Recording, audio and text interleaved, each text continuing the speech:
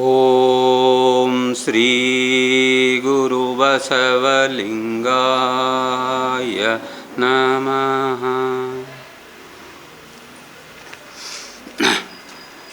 ಫ್ರೋಬಸ್ ಕ್ಲಬ್ಬಿನ ಅಧ್ಯಕ್ಷರಾದ professor SC. Patil ಅವರೇ, doctor Nandi ಬೇವೂರವರೇ ಮತ್ತು ಸಿದ್ದರಾಮಯ್ಯ ಕಾರ್ಯದರ್ಶಿಗಳು, ಇವತ್ತು ಸಿದ್ದರಾಮೇಶ್ವರ ಜಯಂತಿ. ಸಿದ್ದರಾಮಪ್ಪ, ಇವತ್ತು ಸಿದ್ದರಾಮೇಶ್ವರ ಜಯಂತಿ. ಅದ್ಭುತ ಇದು. ಯೋಗ ನಿಮ್ಮ ಕಾರ್ಯದರ್ಶಿಗಳ ಹೆಸರು ಅದೇ ಹೆಚ್ಚು ಕಡಿಮೆ. ಸೊ ಸಿದ್ದರಾಮೇಶ್ವರ ಜಯಂತಿ ಪ್ರಯುಕ್ತ ಇವತ್ತು ನನ್ನನ್ನು ಇಲ್ಲಿ ಕರೆಸಿದಿರಿ. ಇರಲಿ. ಸೊ ಸಿದ್ದರಾಮೇಶ್ವರ ಹೆಸರು ಇಟ್ಟುಕೊಂಡು ನೀವು ಈ ಕಾರ್ಯಕ್ರಮ ನಡೆಸ್ತಾ ಇದ್ದೀರಲ್ಲ, ಅದಕ್ಕೆ ಬಹಳ ಖುಷಿ ಆಗ್ತಾ ಇದೆ ಅಂತ ಹೇಳ್ತಾ, ಸೊ ಈ ಫ್ರೋಬಸ್ ಕ್ಲಬ್ಬಿನ ಎಲ್ಲ ಸದಸ್ಯರಿದ್ದೀರಿ, ತಮ್ಮೆಲ್ಲರಿಗೂ ಶರಣಾರ್ಥಿ.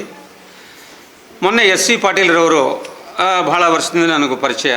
ಅವ್ರನ್ನ ನಾವು ವಿದೇಶಕ್ಕೆ ಕರ್ಕೊಂಡು ಹೋಗೋ ಸಂದರ್ಭದಲ್ಲಿ ಅವರಿಗೆ ನಮಗೆ ಪರಿಚಯ ಆಯಿತು. ಮುಂಚೆ ನನಗಿರಲಿಲ್ಲ ಪರಿಚಯ. ಈಗ ಕರೆದ 6-7 ವರ್ಷದಿಂದ ನಾನು ಧಾರವಾಡದಲ್ಲಿ ಇರ್ತಾ ಇದ್ದೇನೆ.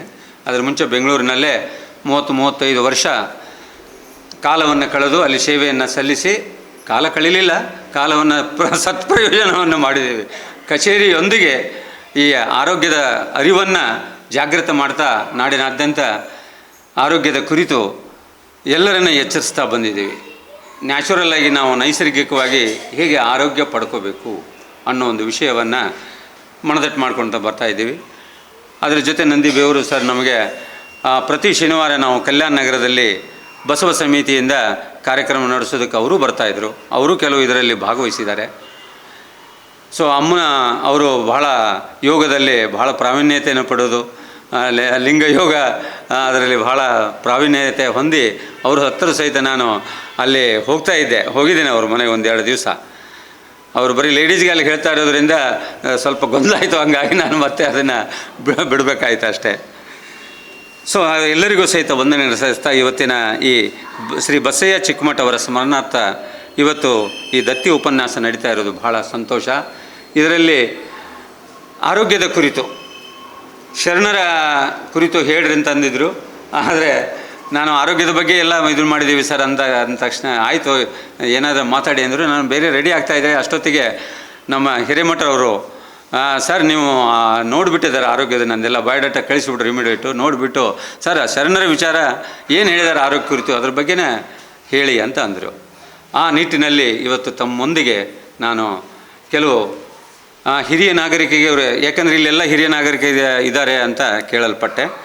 ಸೊ ಹಾಗಾಗಿ ಅವರಿಗೆ ಶರಣರ ಮುಟ್ಟದ ಆಡು ಮುಟ್ಟದ ಸೊಪ್ಪಿಲ್ಲ ಅಂದಂಗೆ ಶರಣರ ಮುಟ್ಟದೇ ವಿಚಾರಗಳಿಲ್ಲ. ಎಲ್ಲ ವಿಚಾರಗಳಲ್ಲಿ ಶರಣರು ತಮ್ಮದೇ ಆದ ಕೊಡುಗೆಯನ್ನು ನೀಡಿದ್ದಾರೆ. ಅದರಲ್ಲೂ ಆರೋಗ್ಯದ ಕುರಿತು ಏನು ಅವರು ಹೇಳಿದ್ದಾರೆ ಅನ್ನೋ ವಿಚಾರವನ್ನು ಇವತ್ತು ನಾವು ಚಿಂತನೆ ಮಾಡೋಣ. ಮೊದಲನೇದಾಗಿ, ಮನುಷ್ಯ ಅಂದಮೇಲೆ ಸಹಜವಾಗಿ ರೋಗ ಬಂದದ್ದೇ. ರೋಗ ಸಹಜ. ಏನೋ ಹೇಳ್ತಾರಲ್ಲ, ಮರಕ್ಕೆ ಬರೋದ ಮನುಷ್ಯನಿಗೆ ಬರೋದ ಮರಕ್ಕೆ ಬರುತ್ತೆ ಅಂತ ಹೇಳ್ತಾ ಇರ್ತೀವಿ. ಅಂದರೆ ಹುಟ್ಟಿದ ಮೇಲೆ ಪ್ರತಿಯೊಬ್ಬರು ಒಂದಿಲ್ಲ ಒಂದು ರೋಗದಿಂದ ನಾವು ಬಳಲೇಬೇಕಾಗತ್ತೆ. ಯಾಕೆಂದರೆ ಈ ಹುಟ್ಟನೇ ಒಂದು ರೋಗ. ನಾವು ಈ ಹುಟ್ಟೋದೇನಿದೆಯಲ್ಲ ರೋಗ ಅಂದರೆ ಏನು, ಹಿಂದೇನೋ ತಪ್ಪು ಮಾಡಿರ್ತೀವಿ. ಆ ತಪ್ಪನ್ನು ಇವತ್ತು ಸರಿ ಮಾಡ್ಕೊಳ್ಳೋಕೆ ಈ ಪರಮಾತ್ಮ ಮತ್ತು ಈ ಜನ್ಮವನ್ನು ಕೊಟ್ಟಿರ್ತಾನೆ ನಮ್ಗೆ ಅಷ್ಟೇ. ಹಾಗಾಗಿ ಹುಟ್ಟೋದೇ ಒಂದು ರೋಗ. ಇದು ದೊಡ್ಡ ರೋಗ. ಅದಕ್ಕೆ ಭವರೋಗ ಅಂತ ಕರೀತಾರೆ ಅಪ್ಪ ಬಸವಣ್ಣವರು. ಈ ಹುಟ್ಟು ಸಾವು ಏನಿದೆಯಲ್ಲ ಇದಕ್ಕೆ ಭವರೋಗ. ಜಗತ್ತಿನಲ್ಲಿ ಯಾವ್ದಾರ ಇವತ್ತು ನಾವು ರೋಗ, ಏಡ್ಸ್ ದೊಡ್ಡ ರೋಗ ಅಂತೀವಿ, ಕ್ಯಾನ್ಸರ್ ದೊಡ್ಡ ರೋಗ ಅಂತೀವಿ, ಹಾರ್ಟ್ ಫೇಲ್ ದೊಡ್ಡ ರೋಗ ಅಂತೀವಿ, ಪ್ಯಾರಲೈಸಿಸ್, ಪಾರ್ಕಿನ್ಸನ್ ಡಿಸೀಸ್ ಇವೆಲ್ಲ ದೊಡ್ಡ ರೋಗ ಅಂತೀವಿ. ಅವಕ್ಕಿಂತ ದೊಡ್ಡ ರೋಗ ಈ ಕೊರೋನಾ ಅಂದೀವಿ. ಮೊನ್ನೆ ಬಂತು ಕೊರೋನಾದ್ದು, ಅದು ಹೆಸರು ಕೇಳಿರಲಿಲ್ಲ ಇತ್ತೀಚೆಗೆ. ಅದು ದೊಡ್ಡ ರೋಗ ಅಂತ ಕರಿತೀವಿ. ಬಟ್ ಅವಕ್ಕೆಲ್ಲಕ್ಕಿಂತ ದೊಡ್ಡ ರೋಗ ಯಾವುದು ಅಂತಂದರೆ ಹುಟ್ಟು ಸಾವು. ಅದಕ್ಕೆ ಬಸವಣ್ಣವ್ರು ಹೇಳಿದು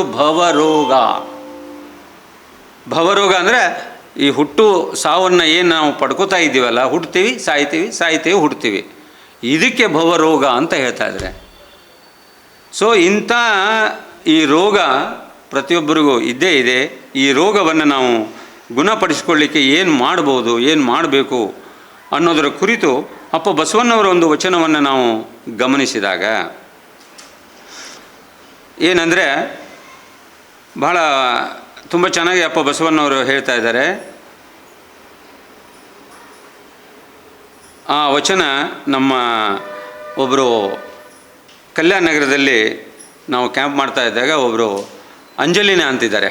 ಆ ಅಂಜಲಿನ ಮೇಡಮು ಅಲ್ಲಿ ಯೋಗಕ್ಕೆ ಬರ್ತಾಯಿದ್ರು. ಆ ಯಮ್ಮ ಧ್ವನಿ ಸ್ವಲ್ಪ ನಿಮ್ಮದು ಒಂದಷ್ಟು ಹಾಡಿ ಈ ವಚನವನ್ನು ಒಂದಿಷ್ಟು ಹಾಡಿನ ರೂಪದಲ್ಲಿ ಹೇಳಮ್ಮ, ನಮಗೆ ಅಲ್ಲಿ ಉಪನ್ಯಾಸಕ್ಕೆ ಉಪಯೋಗಿಸೋಕೆ ಅನುಕೂಲ ಆಗುತ್ತೆ ಅಂತ ಹೇಳಿದೆ. ಅದಕ್ಕಾಗಿ ಅವರು ನಿನ್ನೆ ಹಾಡನ್ನು ಕಳಿಸಿದ್ದಾರೆ. ಆ ಹಾಡನ್ನು ಇಲ್ಲಿ ಹಾಕಿ ಅದರ ನಂತರದಲ್ಲಿ ನಾನು ವಿಚಾರ ಮಾಡ್ತೀನಿ, ಅದನ್ನೆಲ್ಲ ಕೇಳೋಣ.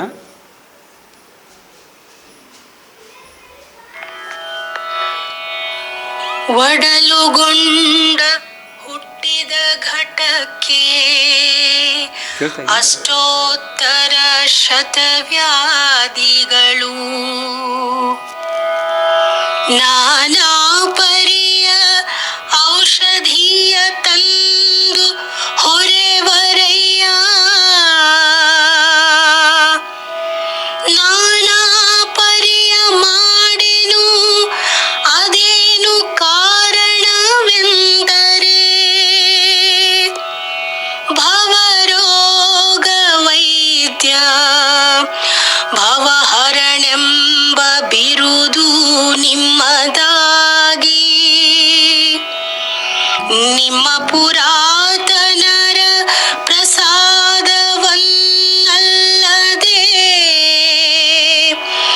ಅನ್ಯವ ಕೊಂಡಡೆ ನಿಮ್ಮಾಣೆ ಕೂಡಲ ಸಂಗಮ ದೇವಾ, ಅನ್ಯವ ಕೊಂಡಡೆ ನಿಮ್ಮಾಣೆ ಕೂಡಲ ಸಂಗಮ ದೇವಾ. ಬಂಧುಗಳೇ, ಒಡಲುಗೊಂಡ ಹುಟ್ಟಿದ ಘಟಕ್ಕೆ ಅಪ್ಪ ಬಸವಣ್ಣವರ ವಚನ. ಒಡಲು ಅಂದರೆ ಹೊಟ್ಟೆ, ಘಟ ಅಂದರೆ ಶರೀರ. ಒಡಲುಗೊಂಡ ಹುಟ್ಟಿದ ಘಟಕ್ಕೆ ಅಷ್ಟೋತ್ತರ ಶತವ್ಯಾಧಿಗಳು ಅಂದರೆ ಹೊಟ್ಟೆಯನ್ನು ಹೊತ್ತುಕೊಂಡು ಹುಟ್ಟಿದಂಥ ಈ ಶರೀರಕ್ಕೆ 108 ರೋಗಗಳು. ಹೌದು, ಇದು ಯಾವಾಗ ಅಂದರೆ 12ನೇ ಶತಮಾನ. ಆವಾಗ 108 ರೋಗ ಇದ್ದು, ಈಗ 1008 ಮೇಲೆ ಇರ್ಬೋದು. ಈಗ ಅಷ್ಟೋತ್ತರ ನಾಮಾವಳಿ ಯಾವಾಗ ಇರ್ತಿದ್ರಿ, ಈಗ ಸಹಸ್ರ ನಾಮಾವಳಿ. ಈಗ ಆಗ ಕೇಳದೇ ರೋಗ ಹೆಸರು ಕಾಯಿಲೆಗಳನ್ನು ಇವತ್ತು ನಾವು ನೋಡ್ತಾ ಇದ್ದೀವಿ. ಹಾಗಾಗಿ ಅಷ್ಟೋತ್ತರ ಶತವ್ಯಾಧಿಗಳು, ನಾನಾ ಪರಿಯ ಔಷಧಿಯ ತಂದು ಹೊರೆವರಯ್ಯ. ಅಪ್ಪ ಬಸವಣ್ಣವ್ರು ಎಷ್ಟು ಚೆನ್ನಾಗಿ ಹೇಳ್ತಾರೆ ನೋಡಿ. ಜನ ಏನು ಮಾಡ್ತಾ ಇದ್ದಾರೆ, ನಾನಾ ಪರಿ ಅಂದರೆ ಬೇರೆ ಬೇರೆ. ಅವಾಗೇನು ಅಷ್ಟೊಂದು ಔಷಧಿಗಳು ಇರಲಿಲ್ಲ, ಪದ್ಧತಿ. ಅಲೋಪತಿ ನಮ್ಮ ದೇಶಕ್ಕೆ ಬಂದಿರಲಿಲ್ಲ, ಹೋಮಿಯೋಪತಿ ಹುಟ್ಟೇ ಇರಲಿಲ್ಲ. ಹೋಮಿಯೋಪತಿ ಹುಟ್ಟೆ 300 ವರ್ಷ ಆಯಿತು, ಯುನಾನಿ ಹುಟ್ಟಿ 700 ವರ್ಷ ಆಯಿತು. ನಮ್ಮದು 900 ವರ್ಷದ ಹಿಂದಿನ ಇತಿಹಾಸ. ಸೊ ಹೋಮಿಯೋಪತಿ ಹುಟ್ಟಿರಲಿಲ್ಲ, ಆಲೋಪತಿ ನಮ್ಮ ದೇಶಕ್ಕೆ ಬಂದಿರಲಿಲ್ಲ. ಅದು ಹುಟ್ಟಿತ್ತು, ಆದರೆ ಬೇರೆ ಇಂಗ್ಲೆಂಡಲ್ಲಿ ಇತ್ತು, ಅದು ಅಷ್ಟೇ. ನಮಗೆ ಬಂದಿರಲಿಲ್ಲ ನಮ್ಮ ದೇಶದಲ್ಲಿ. ಆವಾಗಿರೋದು ಒಂದೇ ಒಂದು ಅಂದರೆ ಆಯುರ್ವೇದ ಶಾಸ್ತ್ರ ಒಂದೇ ಇದ್ದಿದ್ದಿಲ್ಲ, ಹೆಚ್ಚು ಕಡಿಮೆ. ಆಮೇಲೆ ಮಾಟ ಮಂತ್ರ ಮದ್ದು ಅವೆಲ್ಲ ನಡೀತಾ ಇದ್ದವು ಎಲ್ಲ. ಸೊ ಹಾಗೆ ನಮ್ಮಲ್ಲಿ ಇರ್ತಿತ್ತು. ಅದಕ್ಕೆ ಅವಾಗೇನು ಹೇಳ್ತಾರಪ್ಪ ಬಸವಣ್ಣವರು, ಜನ ನಾನಾ ಪರಿಯ ಔಷಧಿಯ ತಂದು ಹೊರೆವರಯ್ಯ. ನಾನಾ ಪರಿಯ ಮಾಡೆನು, ನಾನು ಆ ಥರ ಮಾಡಲ್ಲ. ಅದೇನು ಕಾರಣವೆಂದರೆ ನೋಡಿ, ರೀಸನ್ ಕೊಡ್ತಾ ಇದ್ದಾರೆ. ಭವರೋಗ ವೈದ್ಯ ಭವಹರನೆಂಬು ಬಿರುದು ನಿಮ್ಮದಾಗಿ. ನಿಮ್ಮದೇನು, ನೀವು ಭವರೋಗ ವೈದ್ಯರಿದ್ದೀರಿ. ಭವರೋಗ ವೈದ್ಯ ಅಂದ್ರೇನು? ಆಗಲೇ ಹೇಳಿದೆ, ಹುಟ್ಟು ಸಾವು ಇದು ಭವರೋಗ. ಅದ್ರ ವೈದ್ಯ ಯಾರು ಅಂದರೆ ಪರಮಾತ್ಮ ಅಂತ. ಹುಟ್ಟು ಸಾವಿನಿಂದ ಮುಕ್ತಿ ಕೊಡೋನು ಯಾರು? ಭಗವಂತ. ಆ ಭವರೋಗ ವೈದ್ಯ ನೀವು ಆಗಿರೋದ್ರಿಂದ ನಿಮ್ಮ ಪುರಾತನರ ಪ್ರಸಾದವನಲ್ಲದೆ ಅನ್ಯವ ಕೊಂಡಡೆ ನಿಮ್ಮಾನೆ ಕೂಡಲ ಸಂಗಮ ದೇವ. ಸೊ ಇಲ್ಲಿ ನಿಮ್ಮ ಪುರಾತನರ ಪ್ರಸಾದವನ್ನಲ್ಲದೆ ನಾನು ಬೇರೆ ತಗೊಳ್ಳೋದಿಲ್ಲ ಅಂತ ಅಪ್ಪ ಬಸವಣ್ಣವರು ಹೇಳ್ತಾ ಇದ್ದಾರೆ. ನಾನು ಏನಪ್ಪ ಇದು ಪುರಾತನರ ಪ್ರಸಾದನೆಲ್ಲ ಬೇರೆ ತಗೊಳ್ಳೋದಿಲ್ಲ ಅಂತ ಹೇಳ್ತಾ ಇದ್ದಾರೆ, ಹಂಗಾರೆ ಯಾರು ಇವರು ಪುರಾತನರು ಅಂತ ನಾವು ವಿಚಾರ ಮಾಡ್ಕೊತ ಹೋದಾಗ ಒಬ್ಬರು ಹೇಳಿದ್ರು, 63 ಪುರಾತನರು ಇದ್ದಾರಲ್ಲ ಸರ್, ತಮಿಳ್ನಾಡಲ್ಲೆಲ್ಲ ಹೋದ್ರಲ್ಲ, ನೀವೆಲ್ಲ ಕೇಳಿರ್ತೀರಿ ಅವ್ರ ಕತೆ, ಪುರಾತನರ ಕತೆಗಳನ್ನೆಲ್ಲ. ಬೇಡರ ಕಣ್ಣಪ್ಪನೂ ಒಬ್ಬ ಪುರಾತನ ಅಂತ. 63 ಪುರಾತನಗಳಲ್ಲಿ ಬೇಡರ ಕಣ್ಣಪ್ಪನೂ ಒಬ್ಬ ಬರ್ತಾರೆ. ಕೋಳೂರು ಕೊಡಗುಸು ಬರ್ತದೆ. ಬೇರೆ ಬೇರೆಯವರು ಇದ್ದಾರೆ 63 ಪುರಾತನರು, ಗೊತ್ತಿದೆ ತಮಗೆ. ಸೊ ಅವರು ಅಂತ ತಿಳ್ಕೊಂಡಿದ್ದು ನಾನು. ಅವರಲ್ಲ ಅನ್ನೋದು ಆಮೇಲೆ ಗೊತ್ತಾಯಿತು. ಅವರು ಅದೇ ಪೀರಿಯಡಲ್ಲಿ ಹೆಚ್ಚು ಕಡಿಮೆ ಆಗಿ ಹೋದವರು. ಅವರಲ್ಲ ಪುರಾತನರು. ಅವರು ಪ್ರಸಾದ ಹೆಂಗೆ ತೊಗೊಳಕ್ಕೆ ಬರುತ್ತೆ ಹಾಗಾದರೆ ಅನ್ನೋದು ಆಗಲಿಲ್ಲ. ಸೊ ಹಾಗೆ ಪುರಾತನರಂದ್ರೆ ಯಾರು? ಈಗ ನಮ್ಮ ಪುರಾತನರಿಂದ ನಾವು ಏನು ತಿಳ್ಕೊತೀವಿ? ನಮ್ಮ ತಾತ ಮುತ್ತಾತರು ಅವರು ಪುರಾತನರು ಅಂತೀವಿ. ಸೊ ಹೀಗೆ ವಿಚಾರ ಮಾಡ್ತಾ ಮಾಡ್ತಾ ಹೋದಾಗೆ ನಿಮ್ಮ ಪುರಾತನ ಅಂದರೆ ಪರಮಾತ್ಮನ ಪುರಾತನರು ಯಾರು ಅಂತ ಅನ್ನೋದಕ್ಕೆ ಅಲ್ಲಮ ಪ್ರಭುಗಳು ಇನ್ನೊಂದು ವಚನ ಭಾಳ ಚೆನ್ನಾಗಿ ಹೇಳ್ತಾರೆ. ಪುರಾತನರ ಬಗ್ಗೆ ಈ ಸೃಷ್ಟಿಯ ಕ್ರಮವನ್ನು ವರ್ಣನೆ ಮಾಡೋ ಸಂದರ್ಭದಲ್ಲಿ ಸಹಜದಿಂದ ನಿರಾಲಂಬವಾಯಿತು, ನಿರಾಲಂಬದಿಂದ ನಿರಾಳವಾಯಿತು, ನಿರಾಳದಿಂದ ನಿರವಯವಾಯಿತು, ನಿರವಯದಿಂದ ಆದಿಯಾಯಿತು, ಆದಿಯಲ್ಲಿ ಮೂರ್ತನಾದ ಶರಣನೊಬ್ಬ, ಆ ಶರಣನಿಂದ ಸದಾಶಿವನಾದ, ಆ ಸದಾಶಿವನಿಂದ ಶಿವನಾದ, ಆ ಶಿವನಿಂದ ರುದ್ರನಾದ, ಆ ರುದ್ರನಿಂದ ವಿಷ್ಣುವಾದ, ಆ ವಿಷ್ಣುವಿನಿಂದ ಬ್ರಹ್ಮನಾದ, ಆ ಬ್ರಹ್ಮನ ಮೂರ್ತಿಯಿಂದ ಸಕಲ ಜೀವ ಜಂತುಗಳೆಲ್ಲ ಸೃಷ್ಟಿಯಾದವು. ಇವೆಲ್ಲ ನಮ್ಮ ಗುಹೇಶ್ವರದ ಅಂಗದ ಲಿಂಗಿನಲ್ಲಿ ಹುಟ್ಟಿ ಬೆಳೆದರು. ನೋಡಿ ಎಷ್ಟು ಅದ್ಭುತವಾಗಿ ಅಲ್ಲಂ ಪ್ರಭುಗಳು ಸೃಷ್ಟಿಯ ಕ್ರಮವನ್ನು ಹೇಳ್ತಾ ಇದ್ದಾರೆ. ಅಂದರೆ ಪರಮಾತ್ಮ ಸಹಜವಾಗಿದ್ದ, ನಿರಾಲಂಬವಾಗಿದ್ದ, ನಿರಾಳವಾಗಿದ್ದ, ನಿರವಯವಾಗಿದ್ದ. ಅವನಿಗೆ ಅವಯವ ಇಲ್ಲ, ಕಣ್ಣು ಕಾಲು ಕಿವಿ ಮೂಗು ನಮ್ಮಂಗೆ ಪರಮಾತ್ಮನಿಗೆ ಇಲ್ಲ. ಆದರೆ ಎಲ್ಲ ನೋಡ್ತಾನೆ, ಎಲ್ಲ ಕೇಳ್ತಾನೆ. ಅವನು ಇಲ್ಲದೆ ಇರೋ ಜಾಗನೇ ಇಲ್ಲ ಅಂತೀವಿ ನಾವು. ಸೊ ನಿರಾಲಂಬ, ನಿರವಯ, ನಿರಾಳ ಆಗಿರತಕ್ಕಂಥ ಪರಮಾತ್ಮ ಆದಿಯಲ್ಲಿ ಅಂದರೆ ಪ್ರಾರಂಭದಲ್ಲಿ ಮೂರ್ತನಾದ ಶರಣ, ಒಬ್ಬ ಶರಣ ಹುಟ್ಕೊಂಡಂತ. ಆ ಶರಣ ಯಾರು ಗೊತ್ತಾ? ಆತ್ಮ. ಶರಣ ಅಂದರೆ ಆತ್ಮ. ಎಲ್ಲರಿಗೂ ಆತ್ಮ ಐತಿಲ್ಲ ಸರ್. ಇದ್ದಲ್ಲೇ ಬಂದೀವಿ, ಇಲ್ಲಾಂದ್ರೆ ಇಲ್ಲೆಲ್ಲಿ ಬರ್ತಿದ್ದು ಕ್ಲಬ್ಗೆ ಅಂತೀರಿ ನೀವಲ್ಲ. ಜೀವಿತಲ್ಲೇ ಬಂದೆವು ನಾವು, ಇಲ್ಲಾಂದ್ರೆ ನಮ್ಮನ್ನು ಇಲ್ಲಿ ಬರೋಕೆ ಆಗ್ತಿರ್ಲಿಲ್ಲ, ಅಲ್ಲೇ ಬೇರೆ ವ್ಯವಸ್ಥೆ ಆಗೋದು ಅಲ್ವೇ. ಸೊ ಹಾಗಾಗಿ ಆ ಆತ್ಮ ಇದಿಲ್ಲ, ಶರಣ ಅಂತ ಹೇಳ್ತಾರೆ. ಆದಿಯಲ್ಲಿ ಮೂರ್ತನಾದ ಶರಣ, ಆ ಶರಣನಿಂದ ಸದಾಶಿವ. ಸದಾಶಿವ ಅಂದರೆ ಆಕಾಶ. ಆ ಸದಾಶಿವನಿಂದ ಶಿವ. ಶಿವ ಯಾರಂದರೆ ಗಾಳಿ. ಆ ಆಕಾಶದಿಂದ ನೆಕ್ಸ್ಟ್ ಹುಟ್ಟಿದ್ದ ಗಾಳಿ. ಗಾಳಿಯಲ್ಲಿ ನೋಡಿ ಶಿವ ಅಂತಾರೆ ಅದಕ್ಕೆ. ಸದಾಶಿವನಿಂದ ಶಿವ. ಶಿವ ಅಂದರೆ ಗಾಳಿ. ಆ ಶಿವನಲ್ಲಿ ಶ ಪ್ಲಸ್ ಇ ಪ್ಲಸ್ ವ. ಈ ಅಂದರೆ ಈಶ್ವರ. ಆ ಈ ತೆಗೆದುಬಿಟ್ರೆ ಈ ಬಾಡಿ ಶವ ಆಗುತ್ತೆ ಅಷ್ಟೆ. ಸೊ ಗಾಳಿ ಶಿವ. ಆ ಶಿವನಿಂದ ರುದ್ರ. ರುದ್ರ ಅಂದರೆ ಅಗ್ನಿ, ಬೆಂಕಿ. ಆ ಅಗ್ನಿಯಿಂದ ವಿಷ್ಣುವಾದ. ವಿಷ್ಣು ಅಂತಂದರೆ ಜಲ, ನೀರು. ಅದಕ್ಕೆ ನೋಡಿ ಎಲ್ಲವನ್ನ ರಕ್ಷಣೆ ಮಾಡೋವನು ವಿಷ್ಣು ಅಂತ ನಾವು ಕರೆಯೋದು. ಅದಕ್ಕೆ ಅಂದರೆ ಅವನು ಕ್ಷೀರಸಾಗರದಲ್ಲಿ ಮಲಗುದನ್ನು ಹೇಳ್ತಾ ಇದ್ದಾರಲ್ಲ ಹೆಚ್ಚು ಕಡಿಮೆ, ಅದು ವಿಷ್ಣು. ವಿಷ್ಣುವಿನಿಂದ ಬ್ರಹ್ಮ. ಬ್ರಹ್ಮ ಅಂದರೆ ಭೂಮಿ. ಆ ಬ್ರಹ್ಮನ ಮೂರ್ತಿಯಿಂದ ಸಕಲ ಜೀವ ಜಂತುಗಳೆಲ್ಲ ಸೃಷ್ಟಿಯಾದವು. ನೋಡಿ, ಆ ಬ್ರಹ್ಮನ ಮೂರ್ತಿ ಅಂದರೆ ಎಲ್ಲರೂ ಭೂಮಿಯಿಂದ ಹುಟ್ಟಿದರು. ಪ್ರತಿ ಪ್ರಾಣಿಗಳೆಲ್ಲ ಈ ಭೂಮಿಯಿಂದ, ಎಲ್ಲ ಜೀವಿಗಳು ಸೃಷ್ಟಿಯಾದದ್ದು. ಈ ಪಂಚಭೂತಗಳು ಸೃಷ್ಟಿಯಾಯಿತು. ಈ ಪಂಚಭೂತಗಳೇ ಪುರಾತನರು. ನಿಮ್ಮ ಪುರಾತನರು ಯಾರಂದ್ರೆ ಗೊತ್ತಾಯ್ತು ಈಗ ನಿಮಗೆ. ಯಾಕೆಂದರೆ ಅವು ಇಲ್ಲದೆ ನಾವು ಹುಟ್ಟಕ್ಕೆ ಸಾಧ್ಯ ಇಲ್ಲ, ಪ್ರಪಂಚ ಇರಲಿಕ್ಕೆ ಸಾಧ್ಯ ಇಲ್ಲ. ಇವು ನಮ್ಮ ಪುರಾತನರು. ನಿಮ್ಮ ಪುರಾತನರ, ಬಸವಣ್ಣವ್ರು ಹೇಳ್ತಾ ಇದ್ದಾರೆ ಏನು? ನಿಮ್ಮ ಪುರಾತನರ ಪ್ರಸಾದವನಲ್ಲದೆ. ಅಂದರೆ ಭೂಮಿಯನ್ನು ತಗೋತೀನಿ, ಭೂಮಿಯಲ್ಲಿರೋ ಬೆಳೆದ ಆಹಾರವನ್ನು ತಿಂತೇನೆ, ನೀರನ್ನು ಕುಡಿತೇನೆ, ಗಾಳಿಯನ್ನು ಸೇವಿಸ್ತೇನೆ, ಸೂರ್ಯನ ಬೆಳಕನ್ನು ಪಡ್ಕೋತೇನೆ, ಆಕಾಶದಲ್ಲಿ ಆರಾಮಾಗಿ ಅಡ್ಡಾಡ್ಕೊಂಡಿರ್ತೀನಿ. ಆಕಾಶ ಅಂದರೆ ಹೊರಗಡೆ ಪ್ರದೇಶ. ಈಗ ನೀವು ಪಿಕ್ನಿಕ್ ಹೋಗ್ಬೇಕಂತ ಪ್ಲ್ಯಾನ್ ಮಾಡ್ತಾ ಇದ್ದೀರಲ್ಲ, ಟೂರ್ಗೆ ಹೊರಗಡೆ ಹೋಗೋದು. ಮನೆಗೆ ಕುತ್ಕೊಂತ ಆಗೋದಿಲ್ಲ ನಮಗೆ. ಯಾಕೆಂದರೆ ನಮ್ಮ ಒಳಗಡೆ ಆಕಾಶ ಇದೆ. ಮೂಗಿನ ಹೊಳ್ಳೆ ಒಳಗೆ ಆಕಾಶ ಇದೆ, ಜಠರದಲ್ಲಿ ಆಕಾಶ ಇದೆ. ಬ್ಯಾಡ್ರಿ, ಶೆಲ್ ತಗೊಳ್ಳಿ. ನೀವು ವಿಜ್ಞಾನಿಗಳ ಪ್ರಕಾರ ತೊಗೊಂಡಾಗ ಶೆಲ್ನಲ್ಲೂ ಸ್ಪೇಸ್ ಇದೆ ಅಂತೆ, ಜಾಗ ಇದೆ ಅಂತ ಲೆಕ್ಕ ಹಾಕಿ. ಸಣ್ಣ ಒಂದು ಸೆಲ್ಲಲ್ಲೇ ಜಾಗ ಇದೆ ಅಂದರೆ,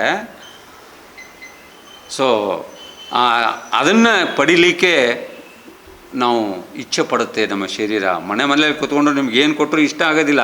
ಸ್ವಲ್ಪ ಹೊರಗೆ ರೌಂಡ್ ಹಾಕೊಂಡು ಬಂದಾಗ ನೀವು ಮನಸ್ಸು ಶಾಂತಿ ಆಗುತ್ತೆ. ಆ ಆಕಾಶ ತತ್ವವನ್ನು ನಾವು ಪಡ್ಕೋತೀವಿ. ಸೊ ಹೀಗೆ ಈ ನಿಮ್ಮ ಪುರಾತನ ಪ್ರಸಾದ ತಗೋತೀನಿ ಅಂತ ಅಪ್ಪ ಬಸವಣ್ಣವರು ಅಲ್ಲಿ ಹೇಳ್ತಾ ಇದ್ದಾರೆ. ಹಾಗಾಗಿ ಈಗ ಪುರಾತನ ಪ್ರಸಾದ ಒಂದೊಂದು ತಗೊಳ್ಳೋದು ಹೇಗೆ ಅನ್ನೋದನ್ನು ಸ್ವಲ್ಪ ವಿಚಾರ ಮಾಡೋಣ. ಮೊದಲನೇದಾಗಿ ಪುರಾತನ ಪ್ರಸಾದ ನಮಗೆ ಅನ್ನ. ಯಾಕೆಂದರೆ ಸೃಷ್ಟಿಗೆ ಅನ್ನ ಬೇಕೇ ಬೇಕು. ಪರಮಾತ್ಮ ಇಷ್ಟೆಲ್ಲ ಮಾಡಿದ್ದೀನಿ ಅದಕ್ಕೆ ಅಂತಂದರೆ ಫಸ್ಟು ನಾವು ಬದುಕೋಕ್ಕೆ ಅನ್ನ ಬೇಕಾಗತ್ತೆ. ಅನ್ನ ಇಲ್ಲದೇ ಇದ್ದರೆ ಬದುಕೋಕ್ಕೆ ಸಾಧ್ಯ ಇಲ್ಲ. ಅನ್ನಾದ್ ಭವಂತಿ ಭೂತಾನಿ ಅಂಥೇಳಿ ಗೀತೆಯಲ್ಲಿ ಹೇಳೋದು ನಾವು ಕೇಳಿದ್ದೀವಿ. ಈ ಜಗತ್ತಿನಲ್ಲಿ ಎಲ್ಲ ಜೀವರಾಶಿಗಳು ಅನ್ನದಿಂದ ಹುಟ್ಟಿದ್ದಾವೆ, ಅನ್ನದಿಂದ ಬೆಳೀತಾ ಇದ್ದಾವೆ. ಈ ಅನ್ನ ಇದೆಯಲ್ಲ, ಈ ಅನ್ನ ಆಹಾರ. ಅನ್ನ ಅಂದರೆ ಆಹಾರ. ಯಾವುದು ನಾವು ತಿಂತಾ ಇದೀವೋ ಅದು ಅನ್ನ. ಅನ್ನ ಅಂದರೆ ಬರೀ ರೈಸ್ ಒಂದು ಅನ್ನ ಅಂತ ತಿಳ್ಕೊಬೇಡಿ. ಮಗುವಿಗೆ ಅನ್ನ ಯಾವುದು? ಹಾಲೇ ಅನ್ನ. ಹಸುವಿಗೆ ಅನ್ನ ಯಾವುದು? ಹುಲ್ಲೇ ಅನ್ನ. ಹುಲಿಗೆ ಅನ್ನ ಯಾವುದು? ಜಿಂಕೆನೇ ಅದರ ಅನ್ನ. ಯಾವುದು ತಿನ್ನಲ್ಪಡುತ್ತದೆಯೋ ಅದು ಅನ್ನ. ಸೊ ಈ ಅನ್ನ ಆಹಾರ, ಈ ಆಹಾರನೇ ಔಷಧಿ. ಹಿಪೋಕ್ರಟಸ್ ಅಂತೇನೋ ಆಧುನಿಕ ವೈದ್ಯ, ಆಲೋಪತಿ ವೈದ್ಯ ನಾವೇನು ಕರಿತಾ ಇದ್ದೀವಿ, ಪಿತಾಮಹ, ಆ ಹಿಪೋಕ್ರಟಸ್ರು ಇವತ್ತು ಇಂಗ್ಲೀಷ್ ಮೆಡಿಸಿನ್ ಅಂತ ನಾವೇನು ಹೋಗ್ತೀವಿ ನೋಡಿ ಡಾಕ್ಟರ್ ಹತ್ರ, ಅವರ ಆ ವೈದ್ಯಕೀಯ ಚಿಕಿತ್ಸೆಯ ಪಿತಾಮಹ ಹಿಪೋಕ್ರಟಸ್. MBBS ಕೋರ್ಸ್ ಮುಗಿಸಿದ ಮೇಲೆ ಅವರು ಹಿಪೋಕ್ರಟಸ್ ಪ್ರಮಾಣ ವಚನ ತಗೊಂಡು ಆಮೇಲೆ ಪ್ರಾಕ್ಟೀಸಿಗೆ ಬರ್ತಾರೆ ಅವರು. ಆ ಹಿಪೋಕ್ರಟಸ್ ಏನು ಹೇಳ್ತಿದ್ರು ಅಂದರೆ, ಲೆಟ್ ದೈ ಫುಡ್ ದೈ ಮೆಡಿಸಿನ್, ದೈ ಮೆಡಿಸಿನ್ ದೈ ಫುಡ್ ಅಂತ. ಅಂದರೆ ನಿಮ್ಮ ಆಹಾರ ಔಷಧಿಯಾಗಿರಲಿ, ಔಷಧಿ ಆಹಾರವಾಗಿರಲಿ ಅಂತ. ತಮ್ಮ ಕ್ಲಿನಿಕ್ ಮೇಲೆ ಹೊರಗಡೆ ಬೋರ್ಡ್ ಹಾಕಿದ್ರಂತ, ಆಹಾರವೇ ಔಷಧಿ ಆಗಿರಲಿ ಅಂತ. ಆವಾಗ ಅವರು ಕೊಡ್ತಾಯಿದ್ರು. ಆ ಕಾಲದಲ್ಲಿ 2500 ವರ್ಷದ ಹಿಂದಿದ್ರು ಅವರು. 260 BC ನಲ್ಲಿದ್ರು ಅಂತ ಹೇಳ್ತಾರೆ ಅವರು. ಹಿಪೋಕ್ರಟಸ್ ಜರ್ಮನ್ ವೈದ್ಯ, ಅವರು ಫಿಸಿಷಿಯನ್. ನಿಮ್ಮ ಆಹಾರ ಔಷಧಿ ಆಗಿರಲಿ ಅಂತ ಹೇಳ್ತಾಯಿದ್ರು. ಇವತ್ತು ಡಾಕ್ಟ್ರ್ ಹತ್ರ ಹೋದರೆ ಯಾರೋ ನಿಮ್ಗೆ ಆಹಾರನ ಔಷಧಿಯಾಗಿ ಕೊಡೋ ಇದೇ ಇಲ್ಲ. ಈ ಗುಳಿಗೆ ತೊಗೊಳ್ರಿ, ಆ ಗುಳಿಗೆ ತೊಗೊಳ್ಳಿ, ಈ ಇಂಜೆಕ್ಷನ್ನು ಆ ಇಂಜೆಕ್ಷನ್ನು, ಬರೀ ಇದನ್ನೇ ನೋಡ್ತಾ ಇದ್ದೀವಿ. ಸೊ ಅಲ್ಲಿ ಆಹಾರ ಔಷಧಿ ಕೊಡ್ತಾ ಇಲ್ಲ. ಇಲ್ಲಿ ನಮ್ಮ ಕನ್ನಡದಲ್ಲಿ ಚೆನ್ನಾಗಿ ಇನ್ನೊಂದು ಗಾದೆ ಮಾತಿದೆ, ಊಟ ಬಲ್ಲವನಿಗೆ ರೋಗವಿಲ್ಲ, ಮಾತು ಬಲ್ಲವನಿಗೆ ಜಗಳವಿಲ್ಲ. ಇದು ಒಂದೇ ಗಾದೆ ಮಾತು ನೋಡ್ಕೊಳ್ಳೋಣ. ಊಟ ಬಲ್ಲವನಿಗೆ ರೋಗ ಇಲ್ಲ ಅಂದ ತಕ್ಷಣ ನಮಗೇನಾದ್ರು ರೋಗ ಇದೆ ಅಂದರೆ, ನಮಗೆ ನೆಗಡಿ ಬರ್ತದೆ, ಕಫ ಬರ್ತದೆ, ಜ್ವರ ಇದೆ, BP ಇದೆ, ಡಯಾಬಿಟಿಸ್ ಇದೆ, ಮಂಡಿ ನೋವಿದೆ, ಬೇರೆ ನೋವಿದೆ ಅಂದರೆ ನಮಗೆ ರೋಗ ಇದೆ ಅಂತಂದ. ರೋಗ ಇಲ್ಲದೇ ಇರೋ ಮನೆ ಯಾವುದೂ ಇಲ್ಲ ಇವತ್ತು. ಎಲ್ಲ ಮನೆಯಲ್ಲಿ ಎಲ್ಲೇ ಹೋಗಿ ಕೇಳ್ರಿ ನೀವು ಬೇಕಾರೆ. ಎಲ್ಲ ಮನೆಗೆ ಅಥವಾ ನಮ್ಮ ದೇಹದಲ್ಲೇ ಒಂದೇ ರೋಗ ಅಲ್ಲ, 2-3 ರೋಗನೂ ಇದ್ದಾವೆ. ನಾವು ಎಲ್ಲರೂ ಹೋದ ತಕ್ಷಣ ನಿಮ್ಗೆ ಲೆಸ್ ಕಾಫಿ ನೋಟ್ ಲೆಸ್ ಟೀನೋ ಅಂತ ಕೇಳ್ತಿರ್ತಾರೆ ಸಾಮಾನ್ಯವಾಗಿ. ಏನು ನಮಗೇನಿಲ್ಲರಿ, ನಾವು ಫ್ಯಾಕ್ಟ್ರಿ ಓನರ್ ಆಗಿಲ್ಲ, ನೀವು ಇಡ್ರಿ ಪರವಾಗಿಲ್ಲ ಅಂತ ಹೇಳ್ತಿರ್ತೀವಿ. ಅವ್ರಿಗೆ ಆಶ್ಚರ್ಯ ಆಗುತ್ತೆ, ಏನು ರೀ 70 ವರ್ಷ ಅಂತೀರಿ, ನಿಮಗೆ ಇನ್ನೂ ಶುಗರ್ ಇಲ್ವಾ, BP ಇಲ್ಲ ಅಂದರೆ ಏನು ಜನರಿಗೆ ಏನು ಕಲ್ಪನೆ ಆಗಿದೆ ಅಂದರೆ, ಶುಗರು BP ಕಾಮನ್ ಆಗಿಬಿಟ್ಟಿದೆ ಇವತ್ತಿನ ಪರಿಸ್ಥಿತಿನಲ್ಲಿ ನಮ್ಮದು ಬಂಧುಗಳೇ. ಹಾಗಾಗಿ ಆರೋಗ್ಯವಂತ ಸಮಾಜ ನಿರ್ಮಾಣ ಮಾಡಬೇಕಾಗಿದೆ ನಾವು. ಆ ನಿಟ್ಟಿನಲ್ಲಿ ಈ ಊಟ ಬಲ್ಲವನಿಗೆ ರೋಗ ಇಲ್ಲ ಅಂದ ತಕ್ಷಣ ಹಾಗಾದರೆ ಊಟ ಹೇಗೆ ಮಾಡಬೇಕು ಅನ್ನೋ ಪ್ರಶ್ನೆಗಳು ಬರುತ್ತೆ. ರೋಗ ಇದೆ ಅಂದಮೇಲೆ ಊಟ ಮಾಡೋಕ್ಕೆ ಬರೋಲ್ಲ ಅಂತ. ಹಾಗಾದರೆ ಏನು ಮಾಡಬೇಕು? ದುರ್ದೈವ ಏನಾಗಿದೆ, ನಮ್ಮ ಶಾಲೆನಲ್ಲಾಗಲಿ ನಮ್ಮ ಹಿಂದಿನ ಪಾಲಕರಿಗೆ ಗೊತ್ತಿಲ್ಲ, ಪಾಪ ತಂದೆ ತಾಯಿಗಳಿಗೆ ಗೊತ್ತಿಲ್ಲ, ಸ್ಕೂಲಲ್ಲೂ ಈ ಸಿಲೆಬಸ್ ಇಟ್ಟಿಲ್ಲ ಮಕ್ಕಳಿಗೆ. ಇದು ತೊಂದರೆ ಆಗಿದೆ ನಮಗೆ. ಶಾಲೆಯಲ್ಲಿ ಆ ಮಕ್ಕಳಿಗೆ ಏನು ಊಟ ಮಾಡಬೇಕು, ಹೇಗೆ ಮಾಡಬೇಕು ಅಂಥೇಳಿ ಮಕ್ಕಳಿಗೆ ಕಲಿಸ್ಕೊಟ್ರೆ ಮಾಡ್ತಾರೆ. ಇವತ್ತು ದೊಡ್ಡವಾಡದಿಂದ ನಮ್ಮ ಮಕ್ಕಳು ಬಂದಿದ್ದಾರೆ ಇಲ್ಲಿ, ಲಕ್ಷ್ಮಿ ಅಂಥೇಳಿ ಮತ್ತು ಮನೋಜ್ ಅಂತ. ಸಂಕ್ರಾಂತಿ ಇದನ್ನು ಮಾದಲಿ ಎಲ್ಲ ಕಟ್ಕೊಂಡ್ಬಂದಿದ್ದಾರೆ. ಅವು ಹುಡುಗರು ಕಟ್ಕೊಂಡ್ಬಂದಾಗ ಸಾಮಾನ್ಯವಾಗಿ ನೋಡಿ, ತಟ್ಟೆ ತುಂಬ ಹಾಕಿದ ತಕ್ಷಣ ಅರ್ಧ ತಿಂತಾರೆ, ಅರ್ಧ ಬಿಟ್ಟು ಬಿಡ್ತಾರೆ ಹೆಚ್ಚು ಕಡಿಮೆ. ಎಲ್ಲೇ ಮನೆಯಾಗ ನೋಡಿ, ನಾವು ಮಕ್ಕಳಿಗೆ ಹೇಳಿದೆ, ಅಲ್ಲೇ ಕೂರ್ಸ್ಕೊಂಡು ಎಲ್ಲರೂ ಕೂತ್ಕೊಂಡು ಊಟ ಮಾಡ್ತಾ ಇದ್ವಿ. ಮಧ್ಯಾಹ್ನ ಮಾಡೋ ಸಂದರ್ಭದಲ್ಲಿ ಹೇಳಿದೆ, ಮಕ್ಕಳೇ ತಟ್ಟೆ ಒಂದೇ ಬಿಡಬೇಕು, ತಟ್ಟೆ ಒಳಗೆ ಹಾಕಿದ್ದು ಬಿಡಬಾರ್ದು, ಎಷ್ಟು ಬೇಕು ಅಷ್ಟನ್ನು ನೀಡಿಸ್ಕೊಳ್ಳಿ. ನಿಮ್ಗೆ ಜಾಸ್ತಿ ಇದ್ರೆ ಈಗ ಕೊಡಿ, ನನ್ನ ತಟ್ಟೆಗೆ ನಾನು ತಗೋತೀನಿ ಅಂತಂದೆ. ನನ್ನ ತಟ್ಟೆ ಬೇಕಾದ್ರೆ ನೋಡಿ ಕೊನೆಯಲ್ಲಿ ಏನಾರು ಉಳಿತದ, ತಟ್ಟೆ ಒಂದು ಮಾತ್ರ ಬಿಡ್ತೀನಿ, ಏನಾದ್ರು ಮೆಣಸಿನ್ಕಾಯಿ ಇತ್ತು ಖಾರ ಇದ್ದರೆ ಮಾತ್ರ ಬಿಡ್ತೀನಿ, ಇಲ್ಲಾಂದರೆ ಉಳಿದಿದ್ದೇನೆ ಅವನು ಬಿಡೋದಿಲ್ಲ ಅಂತ ಹೇಳಿ ಆ ಹುಡುಗರನ್ನ ಕೂಡಿಸ್ಕೊಂಡು, ಇಲ್ಲಾಂದರೆ ಅವರು ಅರ್ಧ ಚಿಲ್ಲಕ್ಕೆ ನಿಂತಿದ್ರಲ್ಲಿ ಹೆಚ್ಚು ಕಡಿಮೆ. ಸೊ ಪೂರ್ತಿ ಖಾಲಿ ಮಾಡಿದರು. ನೋಡಿದ್ರೆ ಖುಷಿ ಆಯಿತು. ಆ ಲಕ್ಷ್ಮಿ ಮತ್ತು ಇದು ಮಗು ಎಲ್ಲ ಪೂರ್ತಿ ತಿಂದುಬಿಟ್ರು. ಯಾಕೆಂದರೆ ಚಿಕ್ಕ ಮಕ್ಕಳಲ್ಲಿ ನಾವು ಆ ಒಂದು ತರಬೇತಿ ಕೊಡೋದು ನಡೀತು ಅಂದರೆ ಹುಡುಗರಿಗೆ ಏನು ತಿನ್ನಬೇಕು, ಅನ್ನ ಪ್ರಸಾದ ಅಂತ ತಿನ್ನಬೇಕಾಗಿದೆ ನಾವು. ಬಂದಿರೋ ತಾಪತ್ರಯ ಏನೋ ದೊಡ್ಡ ಶ್ರೀಮಂತರಿದೆ ಅಂತ ಮಕ್ಕಳಿಗೆ ಏನು ಬೇಕೋ ಬೇಡ ಮಾಡೋ ತಂದು ನಾವೆಲ್ಲ ದುಡ್ಡು ಬರ್ತದೆ, ಪೆನ್ಷನ್ ಸಿಗ್ತಾ ಇದೆ ಅಂತ ನಾವೇನೋ ತಂದು ಕೊಡ್ತಿರ್ತೀವಿ. ಅವು ಅರ್ಧ ತಿಂತಾವ, ಅರ್ಧ ಚೆಲ್ತಾವೆ.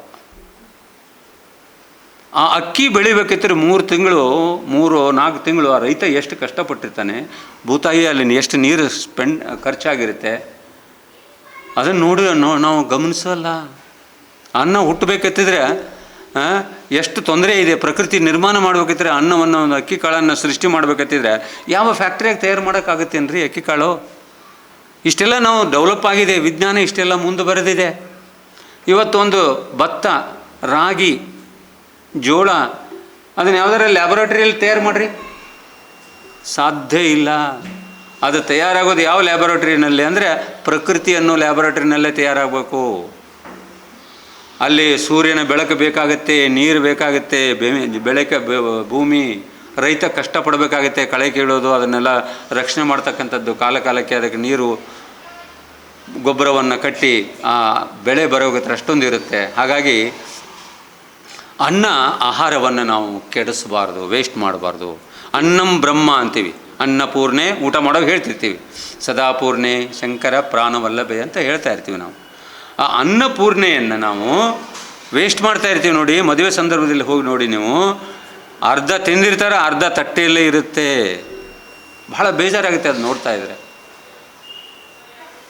ಬರೀ ಕೆಡಿಸು ನೋಡ್ತಾರೆ. ಎಷ್ಟು ಬೇಕು ತಮಗೆ ಹಾಕ್ಕೊಳ್ಳಿ, ಆ ಎಲೆ ಬಿಟ್ಟು ಬಿಡಲಿ ಅಷ್ಟೇ. ಎಲೆಗೆ ಹಾಕಿದ್ದನ್ನು ಕಂಪ್ಲೀಟ್ ಮುಗಿಸ್ಬೇಕು. ಅಲ್ಲಿ ಉಪ್ಪು ಹಾಕಿರ್ತಾರೆ ನೋಡ್ರಿ, ಉಪ್ಪು ಮತ್ತು ಉಪ್ಪಿನಕಾಯಿನ ಮಾತ್ರ ನಾವು ಉಪ್ಪನ್ನು ಕೊನೆಗೆ ಉಪಯೋಗಿಸ್ತೀವಿ. ಯಾಕಂದರೆ ಕೈ ತೊಗೊಂಡು ತೊಳ್ಯಾಕೆ ಬರ್ತದೆ ಅಂಥೇಳಿ ಉಪ್ಪು ಹಂಗೆ ಇಟ್ಟಿರ್ತೀವಿ ಅಷ್ಟೇ. ಸೊ ಹಾಗೆ ನಾವು ಆಹಾರವನ್ನು ಒಂದು ತಗೊಳ್ಳೋ ಕ್ರಮ. ಆಹಾರದ ಬಗ್ಗೆ ಹೇಳಬೇಕಂದ್ರೆ ಅಮೃತ ಆಹಾರ ಅಂತ ಒಂದು ಪುಸ್ತಕ ಬರೆದಿದ್ದೀನಿ ನಾನೇ. ಇದಾಗಲೇ ನಮ್ಮ ದುಂದಿಬೆಯವರು ಓದಿದರು, ಅಮೃತ ಆಹಾರ. ನಾವೆಲ್ಲ ಎಂಥ ಆಹಾರ ತಿಂತೀವಿ ಅಂದರೆ ಮೃತ ಆಹಾರ. ಮೃತ ಆಹಾರ ಅಂದ್ರೇನು? ಈಗ ಹೆಸರು ಕಾಳು ಒಂದು ಎಕ್ಸಾಂಪಲ್ ಕೊಡಬೇಕು ನಿಮಗೆ. ಅಂದರೆ ಹೆಸರು ಕಾಳನ್ನು ನೀವು ನೀರಿಗಿಟ್ಟರೆ ಹಾಕಿದರೆ ಮೊಳಕೆ ಬರುತ್ತೆ, ಭೂಮಿಗೆ ಹಾಕಿದರೆ ಅದು ಹುಟ್ಟುತ್ತೆ, ಮತ್ತು ಗಿಡ ಆಗಿ ನಿಮ್ಗೆ ಹೆಸರು ಬಳ್ಳಿಯಾಗಿ ನಿಮಗೆ ಹೆಸರು ಕಾಳನ್ನು ಕೊಡುತ್ತೆ. ಒಂದು ಕಾಳು ಹಾಕಿದರೆ ಒಂದು 100 ಕಾಳು ನಿಮ್ಗೆ ಕೊಡುತ್ತೆ ಅದು. ಅದೇ ಕಾಳನ್ನು ಸ್ವಲ್ಪ ಹುರಿರಿ, ಇಲ್ಲ ರೋಸ್ಟ್ ಮಾಡಿ, ಇಲ್ಲ ಮೊಳಕೆ ಮಾಡಿರ್ತೀರಿ, ಮೊಳಕೆ ಮಾಡಿದ ಒಂದಿಷ್ಟು ಒಗ್ಗರಣೆ ಕೊಡಿ, ಹೋಗಿ ಹಾಕಿ ಭೂಮಿಗೆ, ಹುಟ್ಟುತ್ತೆಯಾ? ಹುಟ್ಟಲ್ಲ. ಏನಾಗುತ್ತೆ? ಗೊಬ್ಬರ ಆಗುತ್ತೆ, ಭೂಮಿಗೆ ಗೊಬ್ಬರ ಆಗುತ್ತೆ ಅಷ್ಟೇ. ಅದು ಕೊಳತು ಹೋಗ್ಬಿಡ್ತದೆ ಅಷ್ಟೇ, ಮಣ್ಣಿನ ಜೊತೆ ಮಣ್ಣಾಗಿಬಿಡ್ತದೆ. ಸೊ ಅಲ್ಲಿ ಜೀವ ಇಲ್ಲ. ಯಾವುದನ್ನು ನಾವು ಬೆಂಕಿಗೆ ಸಂಪರ್ಕ ತಂದೀವಿ ಅಲ್ಲಿ ಸತ್ತು ಹೋಯ್ತು ಅದು. ನಮ್ದು ಏನಾಗಿದೆ ಇವತ್ತು ರೋಗ ಬರೋಕ್ಕೆ ಕಾರಣ ಆಗಿದೆ, ನಾವು ಮೃತ ಆಹಾರ ತಿಂತಾಯಿದ್ದೀವಿ. ನಂಬರ್ 1. ಸರ್, ರೊಟ್ಟಿ ಹೆಂಗೆ, ಜೋಳ ಹೆಂಗೆ ತಿನ್ನೋದು? ಆ ರೊಟ್ಟಿ ಪರವಾಗಿಲ್ಲ, ಅದು ಅಮೃತ ಆಹಾರದಲ್ಲೇ ಬರುತ್ತೆ. ಅದ್ರ ಜೊತೆಗೆ ನಮ್ಮ ಕಡೆ ಬೆಂಗಳೂರು ಕಡೆ ಕಡಿಮೆ ತಿನ್ನೋದು. ಇಲ್ಲಿ ನಾವೆಲ್ಲ ಹಸೆ ಸೊಪ್ಪು ಪಲ್ಯ ಎಲ್ಲ ತಿಂತಿರ್ತೀವಿ. ಇಲ್ಲಿ ಕೋಸಂಬರಿ ಗಿಸಂಬರಿ ಸೌತೆ ಆಗಲಿ ಇವನ್ನೆಲ್ಲ ನಾವು ಈ ಕಡೆ ಬೆಳಗಾಮು, ಧಾರವಾಡ ಇಲ್ಲೆಲ್ಲ ಜಾಸ್ತಿ ಬಳಸ್ತಾ ಇದ್ದೀವಿ ನಾವು, ತೊಂದರೆ ಇಲ್ಲ. ಬಟ್ ಆ ಕಡೆ ಬಳಸೋದನ್ನೆಲ್ಲ ಅದೇ ಅಂಗ್ರಿ ಹಸಿ ಮೆಂತೆ ಸೊಪ್ಪು ತಿಂತೀರಂತಾರೆ ಅವ್ರು. ಹಸೆದವರು ತಿಂದು ಗೊತ್ತೇ ಇಲ್ಲ ಆ ಕಡೆ. ನೀವು ಹೋಗಿ ಬಂದವ್ರಿಗೆ ಗೊತ್ತಿರ್ತದೆ ಅಲ್ಲಿ ಅವರಿಗೆ. ಸೊ ಅಂದರೆ ಹೆಚ್ಚಿಗೆ ಮೆಜಾರಿಟಿ ನಮ್ಮದು ಮೃತ ಆಹಾರ. ಅದಕ್ಕಾಗಿ ಅಮೃತ ಆಹಾರ ಒಂದು ಸೇರಿಸೇನೆ. ಅಮೃತ ಆಹಾರ ಅಂದ್ರೇನು? ಹಣ್ಣು ಹಂಪಲುಗಳಿರ್ಬೋದು, ಮೊಳಕೆ ಕಾಳುಗಳಿರ್ಬೋದು, ರೊಟ್ಟಿ ಇರ್ಬೋದು. ಇವೇನು ಕಚ್ಚಾ ಆಹಾರ ಏನಿದೆಯಲ್ಲ ಅದು ನಂಬರ್ 1 ಫುಡ್ಡು, ಅಮೃತ ಆಹಾರ ತಿಂತಕ್ಕಂಥ. ಮೊದಲೇದು ನಾವು ಎಂಥ ಆಹಾರ ತಿನ್ನಬೇಕು ಅದನ್ನು ಮೊದಲೇ ಪ್ರಶ್ನೆ. ನಾವು ಆಹಾರ ತಿನ್ನಬೇಕಾದ್ರೆ ಮೊದಲೇ ಪ್ರಶ್ನೆಯನ್ನು ನಾವು ಮಾಡ್ಕೋಬೇಕು. ಯಾವ ಆಹಾರವನ್ನು ತಿನ್ನಬೇಕು, ಆಮೇಲೆ ಆಹಾರವನ್ನು ಹೆಂಗೆ ತಿನ್ನಬೇಕು. ಆಹಾರದ ಬಗ್ಗೆ ಅಕ್ಕ ಮಹಾದೇವ ಒಂದು ವಚನವನ್ನು ಕೇಳಿಕೊಂಡು ಅದರ ಬಗ್ಗೆ 6 ಪ್ರಶ್ನೆಗಳಿದ್ದಾವೆ. What to eat, when to eat, how to eat, how much to eat, where to eat, when to eat. ಹೀಗೆ 6 ಪ್ರಶ್ನೆಗಳಿಗೆ ಉತ್ತರ ಕೊಟ್ಟುಕೊಂಡು ತಿಂದಾಗ ನಾವು ಆರೋಗ್ಯ ಬರ್ತದೆ ನಮಗೆ. ಸೊ ಹಾಗಾಗಿ ಅಕ್ಕ ಮಹಾದೇವಿ ಎಷ್ಟು ಅದ್ಭುತ ಹೇಳ್ತಾರೆ. ಆಹಾರವ ಹೇಳ್ರಿ, ನನ್ನ ನೆನಪಿದೆ ಯಾರಿಗಾದರೂ? ಆಹಾರವ ಕಿರಿದು ಮಾಡಿ ಆಹಾರದಿಂ ವ್ಯಾಧಿ ಹಪ್ಪಿ ಬಲಿವುದಯ್ಯ. ಆಹಾರದಿಂ ನಿದ್ರೇನ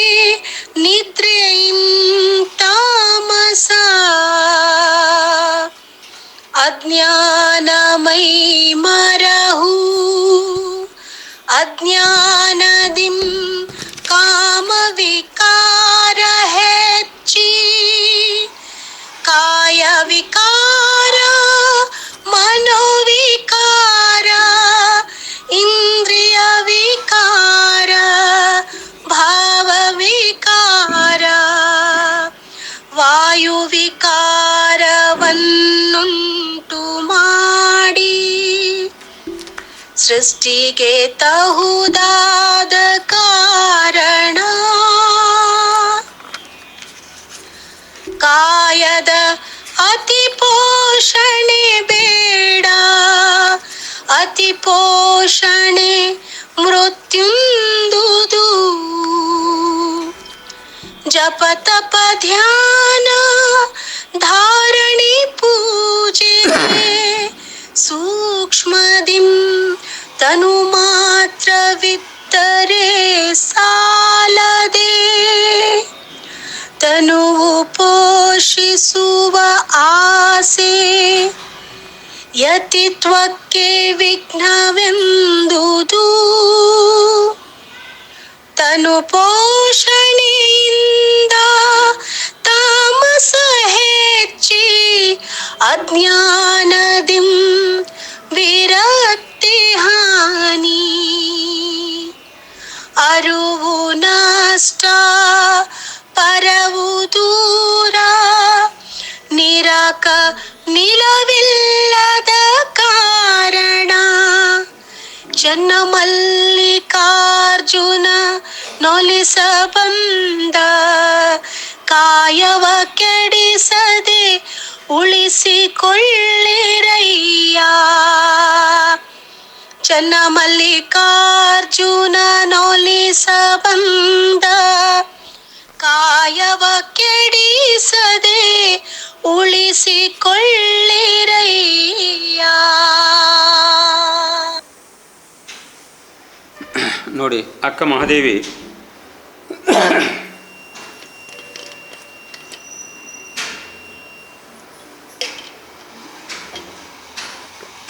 ಈ ವಚನದಲ್ಲಿ ಆಹಾರವ ಕಿರಿದು ಮಾಡಿರನ್ನ ಆಹಾರವ ಕಿರಿದು ಮಾಡಿ ಆಹಾರದಿಂದ ವ್ಯಾಧಿ ಹಬ್ಬಿ ಬಲಿಯುವುದಯ್ಯ.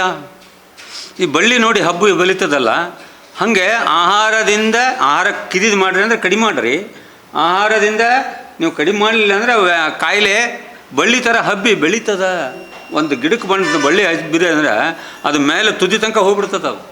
ಹಾಗೆ ಇವತ್ತು ನಾವು ಈ ನಮ್ಮ ದೇಹದಲ್ಲಿ ಆ ಕಾಯಿಲೆ ಹಬ್ಬಿ ಬೆಳೆಯೋದನ್ನು ಇವತ್ತು ನೋಡ್ತಾ ಇದ್ದೀವಿ. ಸಿಂಪಲ್ ಗ್ಯಾಸ್ಟ್ರಿಕ್ ಪ್ರಾಬ್ಲಮನ್ನೇ ನಾವು ಸರಿಯಾಗಿ ಹ್ಯಾಂಡಲ್ ಮಾಡಲಿಲ್ಲ ಅಂದರೆ 5-6-7 ವರ್ಷ ಆಗೋ ಮೇಲೆ ಗ್ಯಾಸ್ಟ್ರಿಕ್ ಹೋಗಿ ಅಲ್ಸರ್ ಆಗ್ತಾಯಿದೆ. ಆ ಹಬ್ಬಿ ಹೆಂಗೆ ಬೆಳೀತದಂದರೆ ಗ್ಯಾಸ್ಟ್ರಿಕ್ ಹೋಗಿ ಒಂದು 7-8 ವರ್ಷ ನೀವು ಜಲುಶಿಲ್ಲೋ ಬೇರೆ ಮಾತ್ರೆಗಳು ತೊಗೋತಾ ಹೋದ್ರಿ, ನಿಮ್ಮ ಲೈಫ್ ಸ್ಟೈಲ್ ಚೇಂಜ್ ಆಗಲಿಲ್ಲ ಅಂದರೆ ಅದು ನೆಕ್ಸ್ಟು ಗ್ಯಾಸ್ಟ್ರಿಕ್ ಹೋಗಿ ಅಲ್ಸರ್ ಆಗುತ್ತೆ 5-6 ವರ್ಷ ಆದಮೇಲೆ. ಮತ್ತು ನಮ್ಮ ಲೈಫ್ ಸ್ಟೈಲ್ ಚೇಂಜ್ ಆಗೋದಿಲ್ಲ. ಯಾಕೆಂದರೆ ನಮಗಾದ್ರೆ ಯಾರೂ ಸರಿಯಾಗಿ ಹೇಳ್ಕೊಡೋದಿಲ್ಲ. ನೀವು ಇದು ಮಾತ್ರೆ ತೊಗೊಳ್ಳಿ, ಇದು ಗುಳಿಗೆ ತೊಗೊಳ್ಳಿ, ಇದು ಸರಿ ಹೋಗಲಿಲ್ಲ ಅಂದರೆ ಬೇರೆ ತೊಗೊಳ್ಳಿ ಅಂತ ವೈದ್ಯರು ಏನು ಮಾಡ್ತಾರೆ, ಒಂದು ಬಿಟ್ಟು ಬೇರೆ ಗುಳಿಗೆನ ಕೊಡ್ತಾರೆ. ಅದನ್ನು ತೊಗೊಳ್ತಾ ಹೋದ ತಕ್ಷಣ ಏನಾಗುತ್ತೆ ಅಂದರೆ ಮತ್ತೆ ಈ ಹಬ್ಬಿ ಬಲಿಯುವುದಯ್ಯ. ಗ್ಯಾಸ್ಟ್ರಿಕ್ ಹೋಗಿ ಅಲ್ಸರ್ ಆಯಿತು, ಅಲ್ಸರ್ ಹೋಗಿ ನೆಕ್ಸ್ಟು ಕ್ಯಾನ್ಸರ್ ಆಗುತ್ತೆ. ಇವತ್ತು ಕ್ಯಾನ್ಸರ್ ಯಾಕೆ ಆಗ್ತಾಯಿದೆ ಅಂದರೆ ಬಿಕಾಸ್ ಈ ಗ್ಯಾಸ್ಟ್ರಿಕ್ಕಿಂದನೇ ಅಲ್ಸರ್ ಆಗಿರೋದು. ಅಲ್ಸರಿಂದ ನೆಕ್ಸ್ಟ್ ಕ್ಯಾನ್ಸರ್. ಮತ್ತು ಅಷ್ಟಾದಮೇಲೂ ಸಹಿತ ನಮ್ದು ಏನಾಗುತ್ತೆ, ಅಲ್ಲೂ ಸಹಿತ ನಮ್ಗೆ ಸರಿಯಾದ ಮಾರ್ಗದರ್ಶನ ಸಿಕ್ಕೋದಿಲ್ಲ. ಕ್ಯಾನ್ಸರ್ ಆದಮೇಲೆ ನೆಕ್ಸ್ಟು ಕ್ಯಾನ್ಸಲ್, ಕೊನೆಯದು ಲಾಸ್ಟ್ ಸ್ಟೇಜ್ ಅದಷ್ಟೇ. ಹೀಗೆ ಕಾಯಿಲೆ ಹಬ್ಬಿ ಬೆಳೆಯುವುದಯ್ಯ. ಈ ಸಣ್ಣ ತಲೆನೋವು ಬರ್ತಾ ಇದೆ, ತಲೆನೋವು ಮಾತ್ರ ತೊಗೊಳ್ತಾ ಇದ್ದೀವಿ ಅಂದರೆ ಮೈಗ್ರೇನ್ ಹೆಡ್ಡೇಕ್ ಆಗ್ತದೆ. ಗಮನದಲ್ಲಿರ್ರಿ, ಕಾಯಿಲೆ ಹಬ್ಬಿ ಹಿಂಗೆ ಬೆಳೀತಾ ಇದೆ. ಅದಕ್ಕಾಗಿ ಆಹಾರವ ಕಿರಿದು ಮಾಡಿರನ್ನ, ಆಹಾರವ ಕಿರಿದು ಮಾಡಿ. ಆಹಾರದಿಂ ನಿದ್ರೆ ನೋಡಿ, ಜಾಸ್ತಿ ಹೊಟ್ಟೆ ತುಂಬ ತಿಂದ್ಬಿಟ್ಟಿವಿ ಅಂದರೆ ನಿದ್ದೆ ಬಂದುಬಿಡ್ತದೆ ನಮಗೆ. ಇವತ್ತು ಅದ್ರಾಗ ಹಬ್ಬದ ಊಟ ತಿಂದೀವಿ ಅಂದ್ರೆ ಮೊದಲಿಗೆ ಇಲ್ಲಿ ಹೊಡೆದಿವಿ ಅಂದರೆ ಎದ್ದು ಎಲ್ಲಿ ಹೋದು ಫೋರ್ಸ್ ಕಬ್ಲಿ ಅಂತ ಎಷ್ಟೋ ಜನ ಬಂದಿಲ್ಲ. ಹೇಳ್ತಾರೆ ನಮ್ಮ ಪಾಟೀಲರು, ಸರಿ ಇವತ್ತು ಹಬ್ಬ ಇದೆಯಲ್ಲ ಹೊಡೆದ್ಬಿಟ್ಟು ಎಗ್ಗಳಾಗಿ ಮೊದಲೇ ಅವು ಹೊರಗೆ ಬಿಟ್ಟಿಲ್ಲ ಅಂತ ಹೇಳ್ತಾಯಿದ್ರು ಅವ್ರು ಆಗಲೇ. ಸೊ ಹಾಗೆ ಎದ್ದು ಬರೋಕ್ಕೆ ಎಲ್ಲಿ ಬೇಡ ಬೇಡಪ್ಪ ಮುಂದಿನ ಸಲ ಹೋದ್ರಾಯ್ತು ಅಂಥೇಳಿ ಹಿಂಗೆ ನಮ್ಮಲ್ಲಿ ಭಾಳ ಜನ ಸ್ವಲ್ಪ ಆಲಸಿಗಳಾಗ್ತೀವಿ. ಆಲಸಿ ಆಗ್ತಂತ ಆಗ ಹೇಳ್ತಾರೆ, ಅಕ್ಕ ಹೇಳ್ತಾಳೆ ನೋಡ್ರಿ, ಆಹಾರದಿಂ ನಿದ್ರೆ, ನಿದ್ರೆಯಂ ತಾಮಸ. ತಾಮಸ ಬಂದುಬಿಡುತ್ತೆ, ತಾಮಸದಿಂದ ಅಜ್ಞಾನ. ಯಾವಾಗ ತಾಮಸ ಬಂತು ಅಜ್ಞಾನ. ಅಜ್ಞಾನದಿಂ ಮೈಮರವು, ಮೈಮರವಿನಿಂದ ಕಾಯ ವಿಕಾರ. ಮೊದಲು ಕಾಯ ವಿಕಾರ, ಆಹಾರ ಜಾಸ್ತಿ ತಿಂತಂದ್ರೆ ಬೊಜ್ಜು ಬರೋಕ್ಕೆ ಶುರು ಆಗುತ್ತೆ, ಹೊಟ್ಟೆ ಬರ್ತದೆ, ಇಪ್ಸು ಎಲ್ಲ ಬೊಜ್ಜು ಶುರು ಆಯಿತು. ಕಾಯ ವಿಕಾರ, ಕಾಮ ವಿಕಾರ, ಭಾವ ವಿಕಾರ, ವಾಯು ವಿಕಾರವನ್ನುಂಟು ಮಾಡಿ. ನೋಡಿ ಗ್ಯಾಸ್ಟ್ರಿಕ್ ಬರ್ತದಂತ ಆಗ 12ನೇ ಶತಮಾನದಲ್ಲಿ ಅಕ್ಕ ಹೇಳ್ತಾಳೆ. ಒಂದು ಕಾಯ ವಿಕಾರ, ಕಾಮ ವಿಕಾರ, ಭಾವ ವಿಕಾರ, ವಾಯು ಅಂದರೆ ಗ್ಯಾಸ್ಟ್ರಿಕ್, ವಾಯು ವಿಕಾರವನ್ನುಂಟು ಮಾಡಿ ಸೃಷ್ಟಿಗೆ ತಹುದಾದ ಕಾರಣ ಆಹಾರವ ಕಿರಿದು ಮಾಡಿ. ಜಪತಪ ಧ್ಯಾನ ಧಾರಣೆಗೆ ಎಷ್ಟು ಬೇಕೋ 1 ರೊಟ್ಟಿ 2 ರೊಟ್ಟಿ. ಈಗೇನು ಎಷ್ಟು ನಾವು 4 ರೊಟ್ಟಿ ಮುಂದೆ ತಿಂತಿದ್ದೀವಿ, ಈಗ 4 ರೊಟ್ಟಿ ತಿನ್ನೋಕ್ಕಾಗತ್ತೇನೋ? ನಾನು ಮೊದಲು 4 ರೊಟ್ಟಿ ತಿಂತಾಯಿದ್ದೆ, ಈಗ 1.5 ರೊಟ್ಟಿ ತಿನ್ಬೇಕಂದ್ರೆ ಸಾಕಾಗುತ್ತೆ. ನಮ್ಮ ಶ್ರೀಮತಿ ಬೈತಾಳೆ, 2 ತಿನ್ನು ಅಂತಾರ. ಇಲ್ಲ, ನನ್ನ ಪೆನ್ಷನ್ ಆಗಿದೆ, ಪಗಾರ ಗೌರ್ಮೆಂಟ್ ಅರ್ಧ ಕೊಡ್ತಾ ಇದೆ ನನಗೆ ಸಂಬಳ, ಹಾಗಾಗಿ ನಾನು ಅರ್ಧ ಹೊಟ್ಟೆ ನಾನು ತಿಂತೇನೆ ಅಂತ ನಾನು ಮನ್ಯಾಗ. ಸೊ ಹಾಗಾಗಿ ಈಗ ನಮಗೆ ತಿನ್ನಂದ್ರೆ ತಿನ್ನೋಕ್ಕಾಗಲ್ಲ, ತಿಂದ್ರೆ ಕಪ್ಸೋಕ್ಕಾಗಲ್ಲ. ಈಗ ಮಧ್ಯಾಹ್ನ ತಿಂದೀವ, ರಾತ್ರಿ ಹೋಗೋದೇ ಇಲ್ಲ. ರಾತ್ರಿ ಏನೋ ಹಣ್ಣೋಗಿನೋ ತಿನ್ಕೊಂಡು ಮಕ್ಕೋತಾ ಇದ್ದೀವಿ ನಾವೀಗ. ಯಾಕೆಂದರೆ ಈಗ ಪಚನ ಆಗಲ್ಲ ಅದು. ಹಾಗಾಗಿ ಅತಿ ಪೋಷಣೆ ಮೃತ್ಯುಂದುದು. ಹಾಗಾದರೆ ಏನು ತಿನ್ನಬೇಕು ಅಂತಕ್ಕಂಥದ್ದನ್ನು ನನ್ನ ಅಮೃತಾಹಾರ ಪುಸ್ತಕದಲ್ಲಿ ಬರೆದಿದ್ದೀನಿ. ಇದು ಏನು ತಿನ್ನಬೇಕು ಅನ್ನೋದ್ರ ಬಗ್ಗೆ, ನೈಸರ್ಗಿಕವಾದ ಆಹಾರ ತಿನ್ನಬೇಕು, ನ್ಯಾಚುರಲ್ಲಾಗಿ ಬಂದದ್ದನ್ನು. ಇವತ್ತು ಅನ್ಯಾಚುರಲ್ ನಾವು ಬೆಳೆಯೋದನ್ನು ನೋಡ್ತಾ ಇದ್ದೀವಿ. ಗುರುವಾರಪೇಟೆ ಸಂತೆಯಲ್ಲಿ ಕೆಲವು ಇಲ್ಲಿ ಗಾಂಧಿ ಭವನದಲ್ಲಿ ಬಂದು ಮಾರ್ತಾ ಇರ್ತಾರೆ. ನಾವು ಬೆಂಗಳೂರಲ್ಲೇ ನೈಸರ್ಗಿಕವಾಗಿ ಯಾರು ಬೆಳೀತಾರೆ ಇಲ್ಲಿಂದ ತರಿಸ್ತಾ ಇದ್ದೀವಿ. ಅಲ್ಲೆಲ್ಲ ನಮ್ಮ ಒಂದು ಸಂಘಟನೆ ಮಾಡಿಕೊಂಡು ಅದ್ರ ಮೂಲಕ ತರಿಸಿ ಆಹಾರವನ್ನು ನಾವು ಡಿಸ್ಟ್ರಿಬ್ಯೂಟ್ ಮಾಡ್ಕೋತಾ ಇದ್ದೀವಿ. ಸೊ ನ್ಯಾಚುರಲ್ಲಾಗಿ ಬೆಳೆದಿದ್ದಿರಬೇಕು.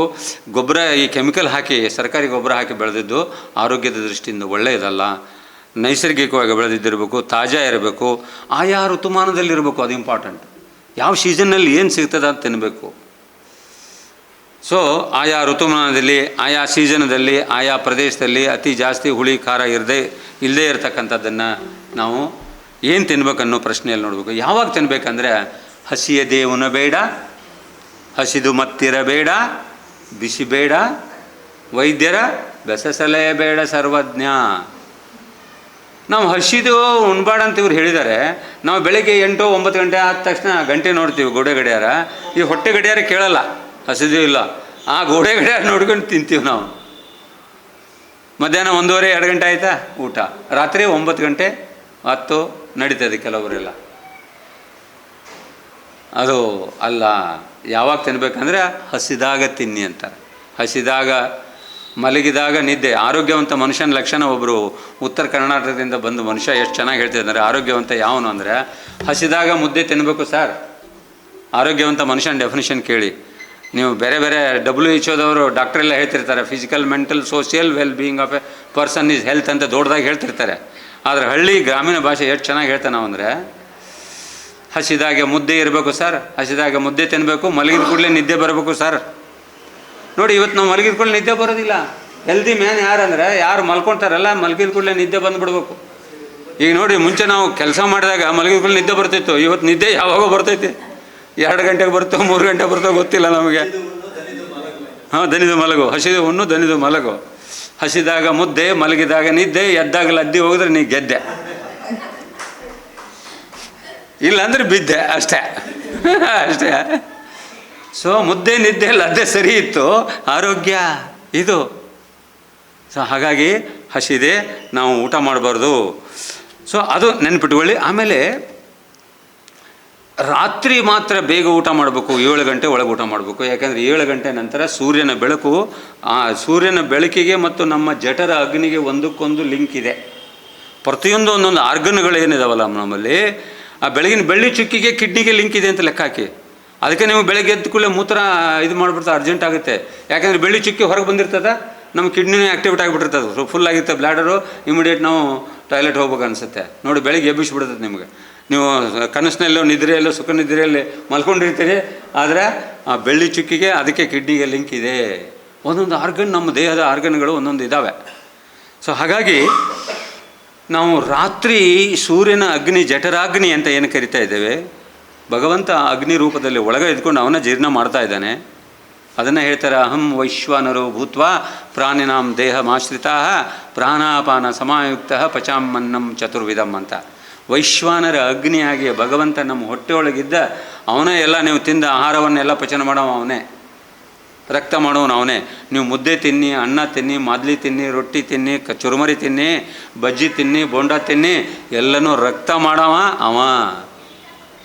ನೋಡ್ರಿ ಎಂಥ ಅದ್ಭುತ ಇದೆ ದೇಹ.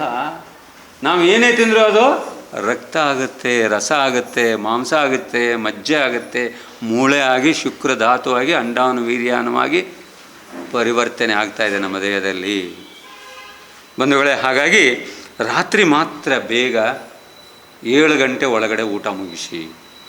ಯಾಕೆಂದರೆ ಆಮೇಲೆ ಸೂರ್ಯನ ಬೆಳಕಿರೋದಿಲ್ಲ. ಕರೆಂಟ್ ಇಲ್ಲದೆ ಇದ್ದಾಗ ನೀವು ಅಡುಗೆ ಮಾಡ್ರಿ ಅಂದ್ರೆ ಹೊಟ್ಟೆ ಇಲ್ಲಿ ಅಡುಗೆ ಮಾಡೋಕ್ಕೆ ಶುರು ಆಗುತ್ತೆ. ನಿಮ್ಮ ಒಲೆ ಹೊತ್ತೋದಿಲ್ಲ, ಗ್ಯಾಸ್ ಸರಿಯಾಗಿ ಅನ್ನ ಇಟ್ಟರು ಬೇಯೋದಿಲ್ಲ, ರೊಟ್ಟಿ ಇಟ್ಟರು ಸುಡೋದಿಲ್ಲ. ಸೊ ಇಲ್ಲಿ ಹೊಟ್ಟೆ ಒಳಗಡೆ ಅಗ್ನಿ ಬೇಕಾಗತ್ತೆ. ಅದಕ್ಕಾಗಿ ನೀವು ರಾತ್ರಿ 9-10 ಗಂಟೆಗೆ ಊಟ ಮಾಡೋದು ಸರಿ ಅಲ್ಲ. ಯಾವಾಗೂ ಒಂದು ಸಲ ಅಕೇಜ್ನಲ್ಲಿ ನಡೀತದೆ. ಒಮ್ಮೊಮ್ಮೆ ತಪ್ಪು ಮಾಡಿದರೆ ತಾಯಿ ಹೊಡೆಯೋದಿಲ್ಲ. ಪದೇ ಪದೇ ತಪ್ಪು ಮಾಡಿದರೆ ಮಗುನ ಬಿಡ್ತಾರೇನು, ಅಥವಾ ಲತ್ತಿಗುಣಿಗೆ ತೊಗೊಂಡು ಹೊಡಿತಾಳೆ. ಹಾಗೆ ಪ್ರಕೃತಿ ನಮಗೆ ರೋಗ ರೂಪದಲ್ಲಿ ಹೊಡಿತಾ ಇದೆ. ನಾವು ಮಾಡಿದ ತಪ್ಪಿಗೆ, ನಾವು ಮಾಡಿದ ಸಿನ್ನಿಗೆ ರೋಗ ಅಂದರೆ ನಾವು ಮಾಡಿದ ಸಿನ್ನು, ನಾವು ಮಾಡಿದ ತಪ್ಪು. ಅದಕ್ಕೆ ಆ ಪ್ರಕೃತಿನೇ ನಮಗೆ ಹೊಡಿತಾ ಇರೋದು. ಸೊ ಯಾವಾಗ ತಿನ್ನಬೇಕಂದ್ರೆ ಹಸಿದಾಗ. ಹೇಗೆ ತಿನ್ನಬೇಕಂದ್ರೆ, ನಮಗೆ 32 ಹಲ್ಲಿದ್ದಾವೆ. ಕೆಲವರಿಗೆಲ್ಲ ವಯಸ್ಸಾದಾಗ 1-2 ಹಲ್ಲು ಬಿದ್ದಿರ್ಬೋದು, ಆದರೂ ಕಟ್ಟಿಸ್ಕೊಂಡಿರ್ತೀವಿ. ಒಂದು 20-30 ಸಲ ಆದರೂ ಅಗಿರಿ, ಚೆನ್ನಾಗಿ ಅಗದು ತಿನ್ನಬೇಕು. ಅಗದು ತಿಂದವರಿಗೆ ಆಯುಷ್ಯ ಜಾಸ್ತಿ ಅಂತಾರೆ. Taste your food, there is no taste buds in your stomach. Chew your food, there is no teeth in the stomach ಅಂತ ಹೇಳ್ತಾರೆ. ಅಂದರೆ ಚೆನ್ನಾಗಿ ಅಗದು ತಿನ್ನಿ, ಚೆನ್ನಾಗಿ ಆ ರುಚಿ ಏನಿದೆ, ಆಹಾರದ ರುಚಿಯನ್ನು ನೀವು ಸವಿದು ತಿನ್ನಿ. ನಿಮ್ಮ ಹೊಟ್ಟೆ ಒಳಗಡೆ ನಾಲಿಗೆ ಇಲ್ಲ, ನಾಲಿಗೆ ರಸನೇಂದ್ರಿಯಗಳಿಲ್ಲ. ಹಾಗಾಗಿ ಆ ರೀತಿಯಾಗಿ ನಾವು ತಿನ್ನಬೇಕು. ಹರಿ ವರಿ ಕರಿ ವಿಲ್ ಬರಿ ಅಸ್ ಅರ್ಲಿ ಅಂತ ಹೇಳ್ತಾರೆ. ಹರಿ ಅಂದರೆ ಬೇಗ ಬೇಗ ತಿನ್ನೋದು. ಫಾಸ್ಟಾಗಿ ಫಾಸ್ಟ್ ಫುಡ್ ಸೆಂಟರ್ ಬಂತವ, ಹೇಳ್ತಿರ್ತೀವಿ ನಾವು. ಬೆಂಗಳೂರಾಗ ಫಾಸ್ಟ್ ಫುಡ್ ಸೆಂಟರ್ ಇದ್ದಾವೆ, ಫಾಸ್ಟಾಗಿ ಹರಿಶ್ಚಂದ್ರ ಘಾಟಕ್ಕೆ ತೊಗೊಂಡು ಹೋಗೋಕೆ ಇವು ಬಂದಿದ್ದಾವಂತ. ಸೊ ಹಾಗಾಗಿ ನಮಗೆ ಏನಾಗಿದೆ ದುರ್ದೈವ ಅಂದರೆ, ಎಲ್ಲದಕ್ಕೂ ಟೈಮ್ ಇರ್ತದೆ, ಊಟ ಮಾಡೋಕ್ಕೆ ಟೈಮ್ ಇರೋದಿಲ್ಲ. ಎಷ್ಟು ಹರಿಯಾಗಿ ಊಟ ಮಾಡ್ತಿರ್ತೀವಿ. ನಾವು ಮಾಡೋದಿಲ್ಲ ಯಾವುದಕ್ಕೆ, ಊಟಕ್ಕೆ. ಆದರೆ ದುರ್ದೈವ ಏನಾಗಿದೆ, ಊಟಕ್ಕೆ ಟೈಮ್ ಇಲ್ಲ. ಆ ಪರಿಸ್ಥಿತಿ ನಮ್ಮದಾಗಿದೆ. ಹಾಗಾಗಿ ನೀವು ಏನೇ ಇದ್ದರೂ ಊಟ ಮಾಡುವಾಗ ಮಾತ್ರ ಟಿ ವಿ ಬಂದ್ ಮಾಡಬೇಕು, ಅದೊಂದು ಮುಖ್ಯ. ಊಟ ಮಾಡುವಾಗ ಮಾತಾಡಬಾರ್ದು, ಊಟ ಮಾಡುವಾಗ ಜಗಳಾಗಲಿ ಮತ್ತೊಂದಾಗಲಿ ಅವೇನೋ ಇದಾಗಬಾರ್ದು. ಶಾಂತ ರೀತಿಯಿಂದ ಪ್ರಸಾದ ಭಾವನೆಯಿಂದ. ಹೋಮದಲ್ಲಿ ನಾವು ಅಗ್ನಿ ಹಾಕ್ತಾ ಇರ್ತೀವಿ ನೋಡ್ರಿ, ಹೋಮ ಮಾಡುವಾಗ ಅಗ್ನಿ ಹಾಕ್ತಾ ಇರ್ತಾರಲ್ಲ, ಹಾಗೆ ಇದು ಹೋಮ ನಡೆದಿದೆ. ಈ ಜಠರಾಗ್ನಿಗೆ ನಾವು ಆಹುತಿಯನ್ನು ಕೊಡ್ತಾ ಇದ್ದೀವಿ ಅನ್ನುವ ಭಾವನೆಯಿಂದ, ಪ್ರಸಾದ ಭಾವನೆಯಿಂದ ತಿನ್ನಬೇಕು ಅಂತ ಹೇಳ್ತಾರೆ. ಅದಕ್ಕೆ ಎಲ್ಲ ಮಠದಲ್ಲಿ ಹೋದವರು ಏನಾದರೂ ಪ್ರಸಾದ ತಗೊಳ್ರಿ ಅಂತಾರೆ, ಊಟ ಮಾಡೋಕ್ಕೆ ಬರ್ರಿ ಅನ್ನೋದಿಲ್ಲ ಅಲ್ಲಿ. ಆ ಭಾವನೆ ಇದ್ದ ನಾವು ಊಟ ಮಾಡಬೇಕಾಗತ್ತೆ. ಆಮೇಲೆ ಎಷ್ಟು ತಿನ್ನಬೇಕಂತಂದರೆ, ಎಷ್ಟು ನೀನುಂಡರೆ ನಿಮ್ಮ ಪುಷ್ಟಿಮೈಗಾಗುವುದು, ಹೊಟ್ಟೆ ಜೀರ್ಣಿಸುವಷ್ಟೇ, ಮಿಕ್ಕಿದ್ದೆಲ್ಲ ಕಸ ಅಂತ ಡಿ ವಿ ಗುಂಡಪ್ಪ ಅವರು ಹೇಳ್ತಾ ಇದ್ದಾರೆ. ಎಷ್ಟು ತಿನ್ಬೇಕಂದ್ರೆ, ಆಹಾರ ಕಡಿಮೆ ತಿನ್ನಿ ಅಂತ ಅಕ್ಕನ ವಚನ ಆಗಲೇ ನಾವೆಲ್ಲ ನೋಡಿದ್ದೀವಿ, ಆಹಾರ ಖರೀದಿ ಮಾಡ್ರಿ ಅನ್ನಂತ. ಇನ್ನು ನಮ್ಮ ಬಹುರೂಪಿ ಚೌಡಯ್ಯನವರು ತಮ್ಮ ವಚನದಲ್ಲಿ ಏನು ಹೇಳ್ತಾರೆ ಅಂದರೆ, ಮಿತ ಭೋಜನ ಮಿತ ವಾಕು ಮಿತ ನಿದ್ರೆಯ ಮಾಡಿರನ್ನ ಯೋಗ ಸಿದ್ಧಿ ಬೇಕಪ್ಪಡೆ, ಅತ್ಯಾಹಾರ ಇಂದ್ರಿಯ ವ್ಯವಹಾರ ರೇಖನ್ನ ಪ್ರಿಯ ನಾಗಿನಾಥನಲ್ಲಿ ಅಳಿಯದಂತೆ ಉಳಿಸಿಕೊಳ್ಳಿರನ್ನ ಯೋಗ ಸಾಧ್ಯವಪ್ಪನ್ನಕ್ಕ ಅಂತ ಬಹುರೂಪಿ ಚೌಡಯ್ಯವರು ಮಿತ ಭೋಜನ, ಮಿತವಾಗಿರಬೇಕು, ಹಿತವಾಗಿರಬೇಕು. ಮಿತವಾಕು, ಜಾಸ್ತಿ ಮಾತಾಡಬೇಡಿ. ನೋಡಿ, ನಾನು ಮಾತಾಡಿ ನಾನೇನು ಪ್ರೊಫೆಸರಲ್ಲ, ಲೆಕ್ಚರಲ್ಲ, ನಾನು ವಿಧಾನಸೌಧದಲ್ಲಿ ಕೆಲಸ ಮಾಡಿ ಜೊತೆಗೆ ಏನಾಗ್ತಿತ್ತು ಅಂದರೆ, ಮೈಸೂರಿನಲ್ಲಿ ನೇಶೋಪತಿ ಕ್ಲಾಸ್ ಮಾಡೋಕ್ಕೆ ಹೋಗ್ತಾ ಇದ್ದೆ. 3 ದಿವಸ ಕಂಟಿನ್ಯೂಸ್ ಆಗಿ ಪಾಠ ಮಾಡಬೇಕಾಗಿತ್ತು.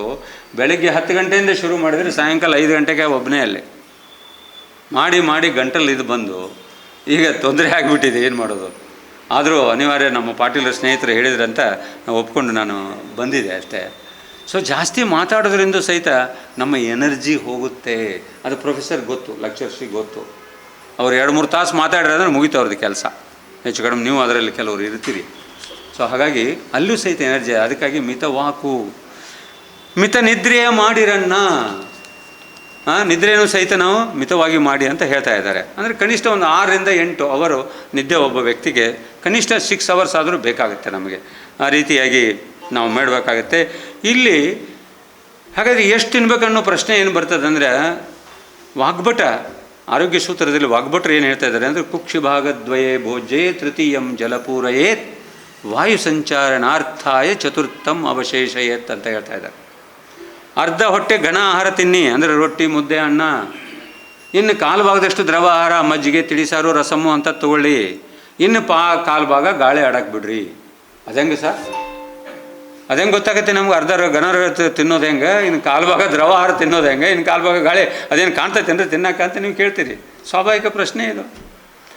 ಅದು ಹೇಗೆ ಮಾಡಬೇಕಂದ್ರೆ, ಹೆಂಗೆ ನಾವು ಕಂಡು ಹಿಡ್ಬೇಕಂದ್ರೆ, ಅರ್ಧ ತಿನ್ನೋದು, ನೀವು ಊಟ ಆದ ತಕ್ಷಣ ನಿದ್ದೆ ಬರ್ತಾ ಇತ್ತಂದರೆ ಓ ಜಾಸ್ತಿ ಆಗಿದೆ ಅಂತ ತಿಳ್ಕೊಂಡು ನೀವೇ ಏನು ಮಾಡಬೇಕು ಅಂದರೆ, 4 ಇಡ್ಲಿ ತಿಂತಾ ಇದ್ದೀವಿ ಅಂದರೆ 3.25 ಇಡ್ಲಿ ತಿನ್ನಬೇಕು.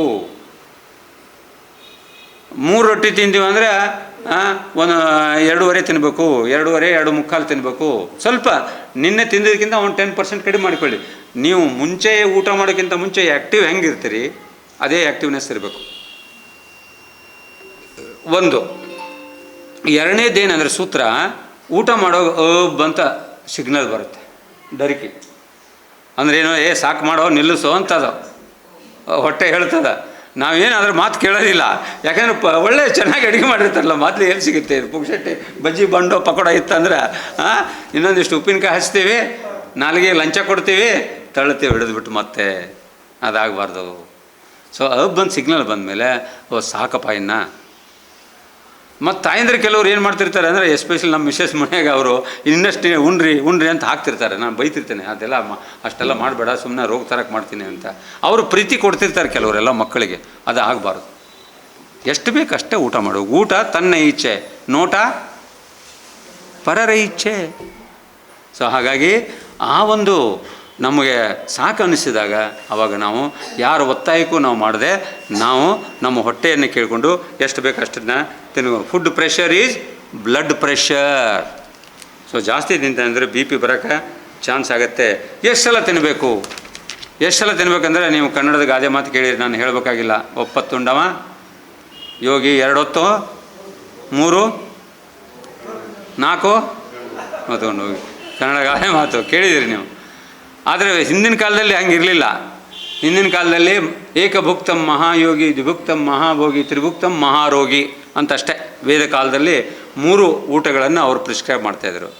ಇನ್ನೊಂದು ಸಾಯಂ ಪ್ರಾತರ್ ಮನುಷ್ಯಾನಾಂ ಅಸನಂ ವೇದ ನಿರ್ಮಿತಂ ಅಂತ. ಸಂಜೆ ಮತ್ತು ಬೆಳಗ್ಗೆ 2 ಹೊತ್ತು ಊಟ ಮಾಡೋಕೆ ಅಷ್ಟೇ. ನೋಡಿ, ಏಕಭುಕ್ತಮ್ಮನರ ಇರಲಿ ಅಥವಾ ಒಪ್ಪತ್ತೊಂಡವ ಯೋಗಿ ಅಂತನ ಇರಲಿ, ಈ ಮಾತುಗಳನ್ನು ಕೇಳಿದಾಗ ಒಂದೇ ಸಲ ಇದ್ದವ ಯೋಗಿ. ನಾವು ಯೋಗಿಗಳಲ್ಲ, ನಾವೆಲ್ಲ ಸಂಸಾರಿಗಳು. ಯಾಕೆಂದರೆ ಗಂಡ ಹೆಂಡತಿ ಮಕ್ಕಳು ಎಲ್ಲ ನಾವು ಸಂಸಾರ ಕಟ್ಟಿಕೊಂಡಿವಿ. ಹಾಗಾಗಿ ನಾವು ಭೋಗಿಗಳು. 2 ಹೊತ್ತು ನಾವು ಭೋಗಿ, ಸಾಕು ನಾವು 2 ಹೊತ್ತು ಊಟ. 3 ಹೊತ್ತು ಉಂಡ್ರೆ ರೋಗಿ. ನಾವು ಯಾಕೆ ರೋಗಿ ಆಗಿ ಅಂದರೆ 3 ಹೊತ್ತು ತಿಂದಿದ್ದಕ್ಕೆ. ಇನ್ನೊಂದು ಹೊತ್ತನ್ನು ಬಿಟ್ಟು ಬಿಡಬೇಕು. ಫಲಾಹಾರ ಇನ್ನೊಂದು ಹೊತ್ತನ್ನು ಏನು ಮಾಡಿರಿ, ಫಲಾಹಾರ ಅಮೃತಾಹಾರ ಏನು ಹೇಳಿದ್ನಲ್ಲ, 1 ಹೊತ್ತು ಫಲಾಹಾರಕ್ಕೆ ಬನ್ನಿರಿ. ಬೆಳಗ್ಗೆ ಎಸ್ಪೆಷಲಿ ಒಂದು ಹಣ್ಣು 2 ತಿಂದು ಇಟ್ಬಿಡ್ರಿ, ಮುಗಿದು ಹೋಯ್ತು. ಅದೇ ಬ್ರೇಕ್ಫಾಸ್ಟ್. ಮಾರ್ನಿಂಗ್ ಅರ್ಧ ಪಪ್ಪಾಯಿ ತಿಂದುಬಿಡು, ಇವತ್ತು ಬ್ರೇಕ್ಫಾಸ್ಟ್ ಮುಗೀತು. ಒಂದು ಕಲ್ಲಂಗಡಿ ಅಂತಂದ್ರೆ ಒಂದು ಅರ್ಧನೋ ಕಾಲು ಭಾಗದ ಹೊಟ್ಟೆ ತುಂಬಷ್ಟು ತಿಂದುಬಿಡಿ. ಮೋಸಂಬಿ ಏನು 2 ತಿಂದುಬಿಡಿ, ಬೆಳಿಗ್ಗೆ ಮುಗೀತು. ಅದೇ ಬ್ರೇಕ್ಫಾಸ್ಟ್. ಮತ್ತು ಮಧ್ಯಾಹ್ನಕ್ಕೆ ಊಟ ಮಾಡಿರಿ, 11-12 ಗಂಟೆಗೆ, 12-1 ಗಂಟೆಗೆ ಊಟ ಮಾಡಿರಿ. ಬೆಳಗಿನ ಊಟ 11ರಿಂದ 1 ಗಂಟೆದೊಳಗೆ ಒಳ್ಳೆಯದು. ಸಾಯಂಕಾಲ 5ರಿಂದ 7 ಗಂಟೆ ಒಳಗಡೆ. ಇವೆರಡನ್ನೇ ಇಟ್ಕೊಂಡ್ರೆ ಸಾಕು. ನಾವು ಮಧ್ಯದಲ್ಲಿ ಏನೂ ತಿನ್ನಬಾರ್ದು. ಏನಾರ ತಿಂದೀವಿ ಅದು ರೋಗಕ್ಕೆ ಕಾರಣ ಆಗುತ್ತೆ, ಡಾಕ್ಟ್ರ್ ಫೀಸ್ ಕೊಡಬೇಕಾಗತ್ತೆ. ಅದು 3ನೇ ತಿನ್ನೋದು ಯಾರಿಗೆ ಅಂದರೆ ನಮಗಲ್ಲ, ವೈದ್ಯರಿಗೋಸ್ಕರ ತಿನ್ನಬೇಕಷ್ಟೆ. ಡಾಕ್ಟ್ರಿಗೋಸ್ಕರ ನೀವು ತಿನ್ಬೇಕಾಗುತ್ತೆ. ಅವರು ಬದುಕಬೇಕಲ್ವಾ. ಸೊ ಹಾಗಾಗಿ 3ನೇ ತಿನ್ನೋದು ಅವರಿಗಾಗಿ. ಹೀಗೆ ಎಲ್ಲಿ ತಿನ್ನಬೇಕು ಅನ್ನೋದನ್ನ ಒಂದು ಪ್ರಶ್ನೆಯನ್ನು ಹೇಳಿಬಿಟ್ಟು ನನ್ನ ಮಾತಿಗೆ ವಿರಾಮ ನೀಡ್ತೀನಿ. ಯಾಕೆಂದರೆ 45 ನಿಮಿಷ ಅವ್ರು ಹೇಳಿದರು. ಅವ್ರು ಹೇಳಿದ ಟೈಮ್ ಆಗ್ತಾ ಬಂದಿದೆ. ಎಲ್ಲಿ ತಿನ್ನಬೇಕಂತಂದರೆ, ಸಾಮಾನ್ಯವಾಗಿ ಡೈನಿಂಗ್ ಟೇಬಲಲ್ಲಿ ನಾವು ಕೂತ್ಕೊಂಡು ತಿಂತಾ ಇರ್ತೀವಿ. ಡೈನಿಂಗ್ ಟೇಬಲಲ್ಲಿ ಕೂತ್ಕೊಂಡು ತಿನ್ನೋದಕ್ಕಿಂತ ಕೆಳಗಡೆ ಚಾಪೆ ಹಾಸ್ಕೊಂಡು ತಿನ್ನೋದು ಒಳ್ಳೆಯದು. ಕೆಲವರಿಗೆ ಕೂಡೋಕ್ಕಾಗಲ್ಲ, ಕೆಳಗೆ ಏಜ್ ಆಗಿಬಿಟ್ಟಿದೆ ಸರ್, ಮಂಡಿ ನೋವು, ಕೆಳಗೆ ಕೂಡೋಕ್ಕಾಗೋದಿಲ್ಲ. ಸರಿ, ಡೈನಿಂಗ್ ಟೇಬಲ್ ಇಟ್ಕೊಳ್ಳಿ. ಕುರ್ಚಿ ನೀವು ಚಕ್ಕಬಕ್ಕಳೆಯಾಗಿ ಕೂರ್ತೀವಲ್ಲ ಹಾಗೆ ಕಾಲುಗಳನ್ನು ಮೇಲೆ ಇಟ್ಕೊಂಡು ಕೂತ್ಕೊಂಡು, ಅವಾಗ ಹೀಗೆ ಮೇಲೆ ಇಟ್ಕೊಂಡು ಕಾಲನ್ನು ನಾವು ಬೆಂಡ್ ಮಾಡಿ ಕುಟ್ಕೊಳ್ಳೋದ್ರಿಂದ ಏನಾಗುತ್ತೆ, ಅಲ್ಲಿ ರಕ್ತ ಕಾಲಿಗೆ ಹರಿಯೋದಿಲ್ಲ. ಕಾಲು ಬಿಟ್ಕೊಂಡು ಕೂತೀವಿ ಅಂದರೆ ಕಾಲಿಗೆ ಹರಿಯುತ್ತೆ. ಕೆಲವರೆಲ್ಲ ನಿಂತ್ಕೊಂಡು ತಿಂತಿರ್ತಾರೆ. ನಿಂತ್ಕೊಂಡು ತಿನ್ನೋದಲ್ಲ, ಕೂತ್ಕೊಂಡು ತಿನ್ನೋದಲ್ಲ. ಹಾಸಿಗೆಯಲ್ಲಿ ತಿನ್ನಬಾರ್ದು, ಗಮನಿಸಿ. ಕೆಲವರೆಲ್ಲ ಹಾಸಿಗೆಯಲ್ಲಿ ತಿಂತಾರೆ. ಹಾಸಿಗೆಯಲ್ಲಿ ತಿಂತಾರೆ ಅಂದರೆ ರೋಗ ತಂದುಕೊಳ್ಳೋಕ್ಕೆ ತಿನ್ನೋದು ಹಾಸಿಗೆನಲ್ಲೇ. ಅದಕ್ಕಾಗಿ ಹಾಸಿಗೆ ತಿನ್ನೋದಲ್ಲ. ಈಗ ನಮ್ಮ ಮನೆಗೆ ಒಂದೊಂದು ಕೆಲಸಕ್ಕೆ ಒಂದೊಂದು ಜಾಗ ಮಾಡಿವಲ್ಲ. ಸ್ನಾನ ಮಾಡೋಕೆ ಒಂದು ಬೇರೆ, ಅಡುಗೆ ಮಾಡೋಕೆ ಒಂದು ರೂಮ್ ಬೇರೆ, ಪೂಜೆ ಮಾಡೋಕೆ ಒಂದು ರೂಮ್ ಬೇರೆ, ಟಾಯ್ಲೆಟೇ ಒಂದು ಬೇರೆ, ಮಲಗೋಕೆ ಒಂದು ರೂಮ್ ಬೇರೆ, ಓದೋಕೆ ಒಂದು ರೂಮ್ ಬೇರೆ. ಹೌದಾ? ಹಾಗೆ ಊಟಕ್ಕೂ ಒಂದು ಜಾಗ ಇರಬೇಕು. ಅಲ್ಲಿ ಹೋದರೆ ಸ್ಟಡಿ ರೂಮ್ಗೆ ಹೋದರೆ ಸ್ಟಡಿ ಮಾಡ್ಬೇಕು ಅನಿಸುತ್ತೆ, ಮಲಗೋ ರೂಮ್ಗೆ ಹೋದರೆ ನಿದ್ದೆ ಮಾಡ್ಬೇಕು ಅನಿಸುತ್ತೆ, ಪೂಜೆ ರೂಮ್ಗೆ ಹೋದರೆ ಪೂಜೆ ಮಾಡ್ಬೇಕು ಅನ್ತದೆ, ಬಾತ್ರೂಮ್ಗೆ ಹೋದರೆ ಅಲ್ಲಿ ಆ ಕೆಲಸ ಮಾಡ್ಬೇಕು ಅನ್ಸುತ್ತೆ, ಅಡುಗೆ ಮನೆಗೆ ಹೋದರೆ ಅಡುಗೆ ಮಾಡ್ಕೋ ಇಲ್ಲ ಬಡಿಸ್ಕೋಬೇಕು ಅನ್ನೋದು ಬರ್ತದೆ ಅಲ್ವಾ? ಹಾಗೆ ಪೂಜಾನೂ ಒಂದು, ಊಟನೂ ಪ್ರಸಾದ ಇರೋದರಿಂದ ಅದಕ್ಕೂ ಒಂದು ಸ್ಥಳ ನಿಗದಿ ಮಾಡಿಕೊಂಡು ಅಲ್ಲಿ ಕೂತ್ಕೊಂಡು, ನೀವು ಡೈನಿಂಗ್ ಟೇಬಲ್ ಇದ್ದರೂ ಸಹಿತ ನಿಮ್ಮ ಟೇಬಲ್ ಇರಲಿ, ಕೆಳಗಡೆ ನೀವು ಚಕಬಕಳೆ ಹಾಕೊಂಡು ಕೂತ್ಕೊಳ್ಳಿ. ಆವಾಗ ರಕ್ತ ಕೆಳಗೆ ಹೋಗೋದಿಲ್ಲ, ಬ್ಲಾಕ್ ಆಗುತ್ತೆ. ನಮ್ಮ ಸ್ಟಮಕ್ಕು ಇಲಾಸ್ಟಿಕ್ ಚೀಲಿದ್ದಾಗೆ ಅದು ಹಿಗ್ಗುತ್ತೆ. ನೀವು ತರಕಾರಿ ತೊಗೊಂಡು ಹೋಗೋಕೆ ಅಂಗಡಿಗೆ ಒಂದು ಇಲಾಸ್ಟಿಕ್ ಚೀಲ ತೊಗೊಂಡು ಹೋದ್ರೆ ಏನು ಬೇಕಾದ್ರೆ ಹಾಕಿರೋ ಹಂಗೆ ತುಂಬ್ತತ್ತಲ್ಲ, ಹಂಗೆ ಏನು ನಾವು ನಿಂತ್ಕೊಂಡು ತಿಂತೀವಿ ಅಂದರೆ ಹಾಗೆ ತುಂಬ್ಕೊಳ್ಳೋಕೆ ಶುರು ಆಗುತ್ತೆ. ಸೊ ಆ ಕಂಪ್ರೆಸ್ ಆಯಿತು ಅಂದರೆ ಅದು ನಿಮಗೆ ಸಿಗ್ನಲ್ ಬರೋಕ್ಕೆ ಹೆಲ್ಪ್ ಆಗುತ್ತೆ, ಸಾಕು ಮಾಡು ನಿಲ್ಲಿಸು ಅಂತ ಹೇಳುತ್ತೆ. ಸೊ ಹಾಗಾಗಿ ನಾವು ಕೆಳಗೆ ಕೂತ್ಕೊಂಡು ಮುಂಚೆ ತಿನ್ನೋದಿತ್ತಿದ್ದೀವಲ್ಲ ಅದು ಒಳ್ಳೆಯದು ವಿಧಾನ. ಎಲ್ಲರೂ ಸೇರಿ ಮನೆಯವರು ಕೂತ್ಕೊಂಡು ಒಟ್ಟಿಗೆ ತಿನ್ನೋದು ಭಾಳ ಒಳ್ಳೆಯದು. ಆಗಲಿಲ್ಲ ಅಂದರೆ ನೀವು ಡೈನಿಂಗ್ ಟೇಬಲಲ್ಲಿ ಕೂತ್ಕೊಂಡು ತಿನ್ನಿ, ಆದರೆ ಚಕಬಕಳೆ ಹಾಕ್ಕೊಂಡು ಕೂತ್ಕೊಂಡು ತಿನ್ನೋದನ್ನು ನಾವು ಮಾಡಬೇಕು. ಹೀಗೆ ಏನು ತಿನ್ನಬೇಕು, ಯಾವಾಗ ತಿನ್ನಬೇಕು, ಎಷ್ಟು ತಿನ್ನಬೇಕು, ಎಲ್ಲಿ ತಿನ್ನಬೇಕು, ಹೇಗೆ ತಿನ್ನಬೇಕು, ಈ ಪ್ರಶ್ನೆಗಳಿಗೆ ಉತ್ತರ ಕೊಟ್ಕೊಂಡು ನಾವು ತಿಂದಿದ್ದಾದ್ರೆ ಆರೋಗ್ಯವಂತ ಜೀವನ ನಾವು ನಡೆಸ್ಬೋದು ಅಂತ ಹೇಳ್ತಾ, ಅಪ್ಪ ಬಸವಣ್ಣವರು ಮೌನದಲ್ಲೆಂಬುದು ಆಚಾರವಲ್ಲ, ಲಿಂಗಾರ್ಪಿತವ ಮಾಡಿದ ಬಳಿಕ ತುತ್ತಿಗೊಮ್ಮೆ ಶಿವಶರಣ ಎನ್ನುತ್ತಲುಂಡೊಡೆ ಕರಣ ವೃತ್ತಿಗಳಡಗುವು ಅಂತ ಹೇಳಿ, ಇದು ಪರಮಾತ್ಮ ಆಹಾರವನ್ನು ನಮಗೆ ಇವತ್ತು ಕೊಟ್ಟಿದ್ದಾನೆ. ಅನ್ನ ಪ್ರಸಾದ, ಅದನ್ನು ನಾವು ಕೆಡಿಸಬಾರ್ದು ಅನ್ನೋ ಭಾವನೆಯಿಂದ ಆ ಆಹಾರವನ್ನು ಸ್ವೀಕಾರ ಮಾಡೋಣ ಅಂತ ಹೇಳ್ತಾ, ಇಲ್ಲಿ ಅವಕಾಶವನ್ನು ಕೊಟ್ಟಂಥ ಈ ಫ್ರೋಬಸ್ ಕ್ಲಬ್ಬಿನ ಅಧ್ಯಕ್ಷರು ಮತ್ತು ಕಾರ್ಯದರ್ಶಿಗಳು, ಉಪಾಧ್ಯಕ್ಷರು ಮತ್ತು ಉಳಿದ ಎಲ್ಲ ಸದಸ್ಯರಿಗೂ ಸಹಿತ ನನ್ನ ನಮನಗಳನ್ನು ಸಲ್ಲಿಸ್ತಾ, ನಿಮ್ಮೇನಾದರೂ ಪ್ರಶ್ನೆಗಳಿದ್ದರೆ ಕೇಳ್ಬೋದು ಅಂತ ಹೇಳಿ ನನ್ನ ಮಾತಿಗೆ ವಿರಾಮ ಮಾಡ್ತೇನೆ. ಸರ್ವರಿಗೂ ಶರಣು ಶರಣಾರ್ಥಿ.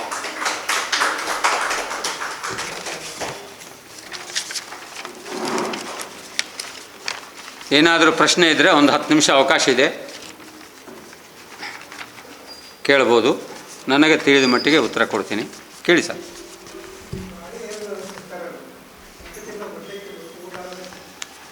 ಹಾಂ, ಒಳ್ಳೆ ಪ್ರಶ್ನೆ ಕೇಳ್ತಾ ಇದ್ದೀರಿ ಸರ್, ಭಾಳ ಸಂತೋಷ. ಬಾಳೆಹಣ್ಣು ತಿನ್ಬೇಕಂತಾರೆ.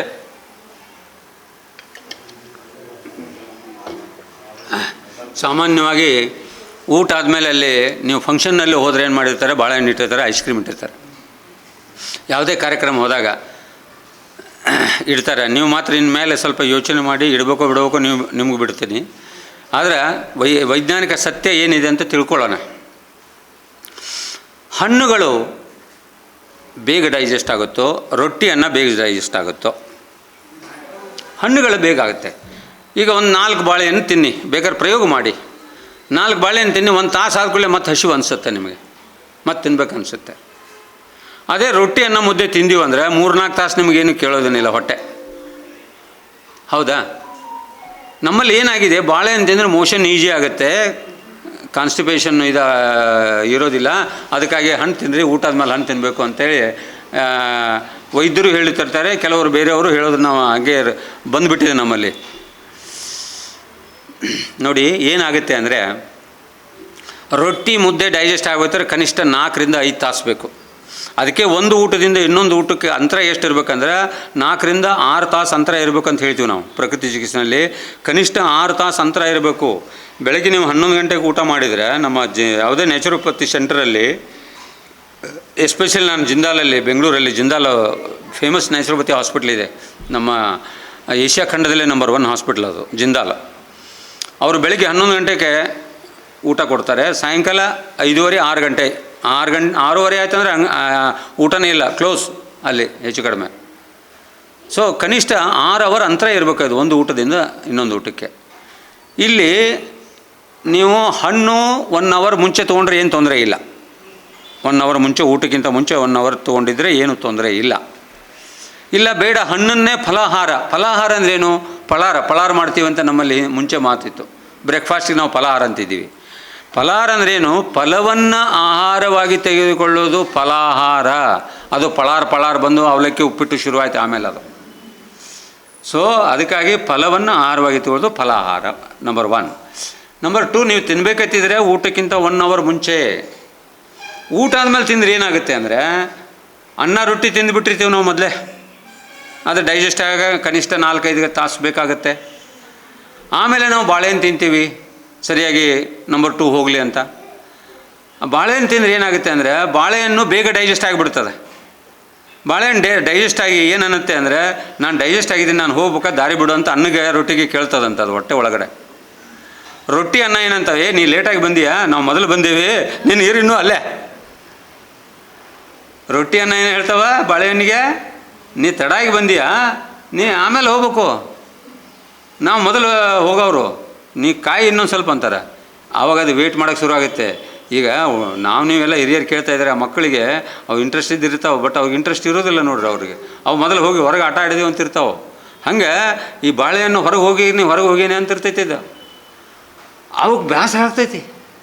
ಹಾಗೆ ಆ ಬಾಳೆಹಣ್ಣಿಗೆ ಬೇಸರ ಆಕೈತಿ, ಫರ್ಮೆಂಟ್ ಆಗೋಕ್ಕೆ ಶುರುವಾಗುತ್ತೆ, ಕೊಳೆಯೋಕ್ಕೆ ಶುರುವಾಗುತ್ತೆ, ಗ್ಯಾಸ್ಟ್ರಿಕ್ ಶುರುವಾಗುತ್ತೆ ಸರ್.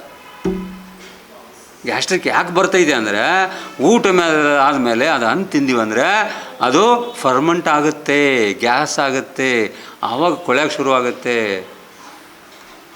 ಹಾಗಾಗಿ ಆ ಗ್ಯಾಸ್ಟ್ರಿಕ್ ಬರ್ತಾ ಇರೋದು.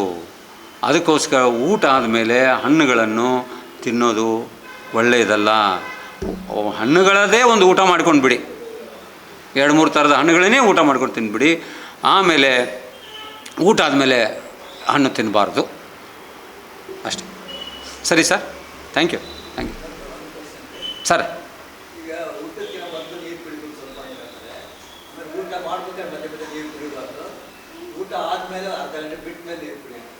ಕರೆಕ್ಟ್.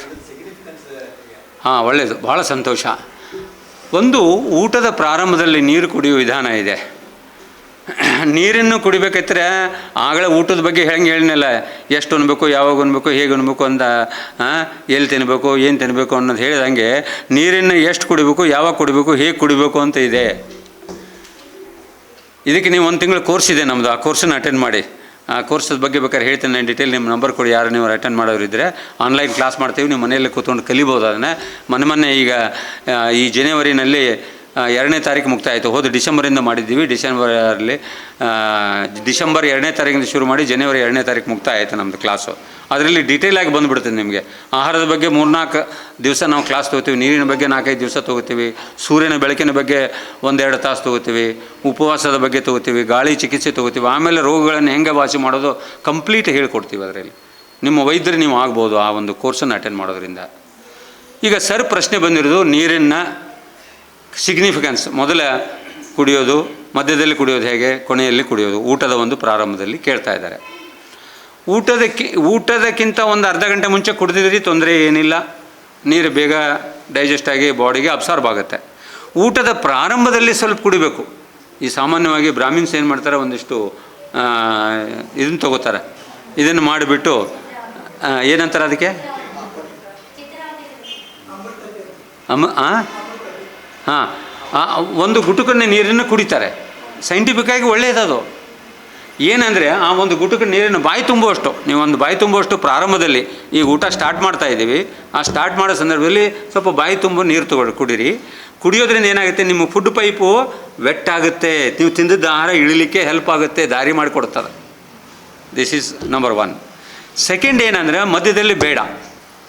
ಮಧ್ಯದಲ್ಲಿ ನೋಡಿ, ಒಂದು ಪಾತ್ರೆಯಲ್ಲಿ ತಗೊಂಡು ಒಂದು ಬಟ್ಲಲ್ಲಿ ಅನ್ನ ಇಡಿ, ಇನ್ನೊಂದು ಪಾತ್ರೆಯಲ್ಲಿ ನೀರಿಡಿ, ನಿಮ್ಮ ಮನೆಗೆ ನಾಯಿಗೋ ಬೆಕ್ಕಿಗೋ ತಿನ್ನೋಕ್ಕೆ ಕೊಡಿ.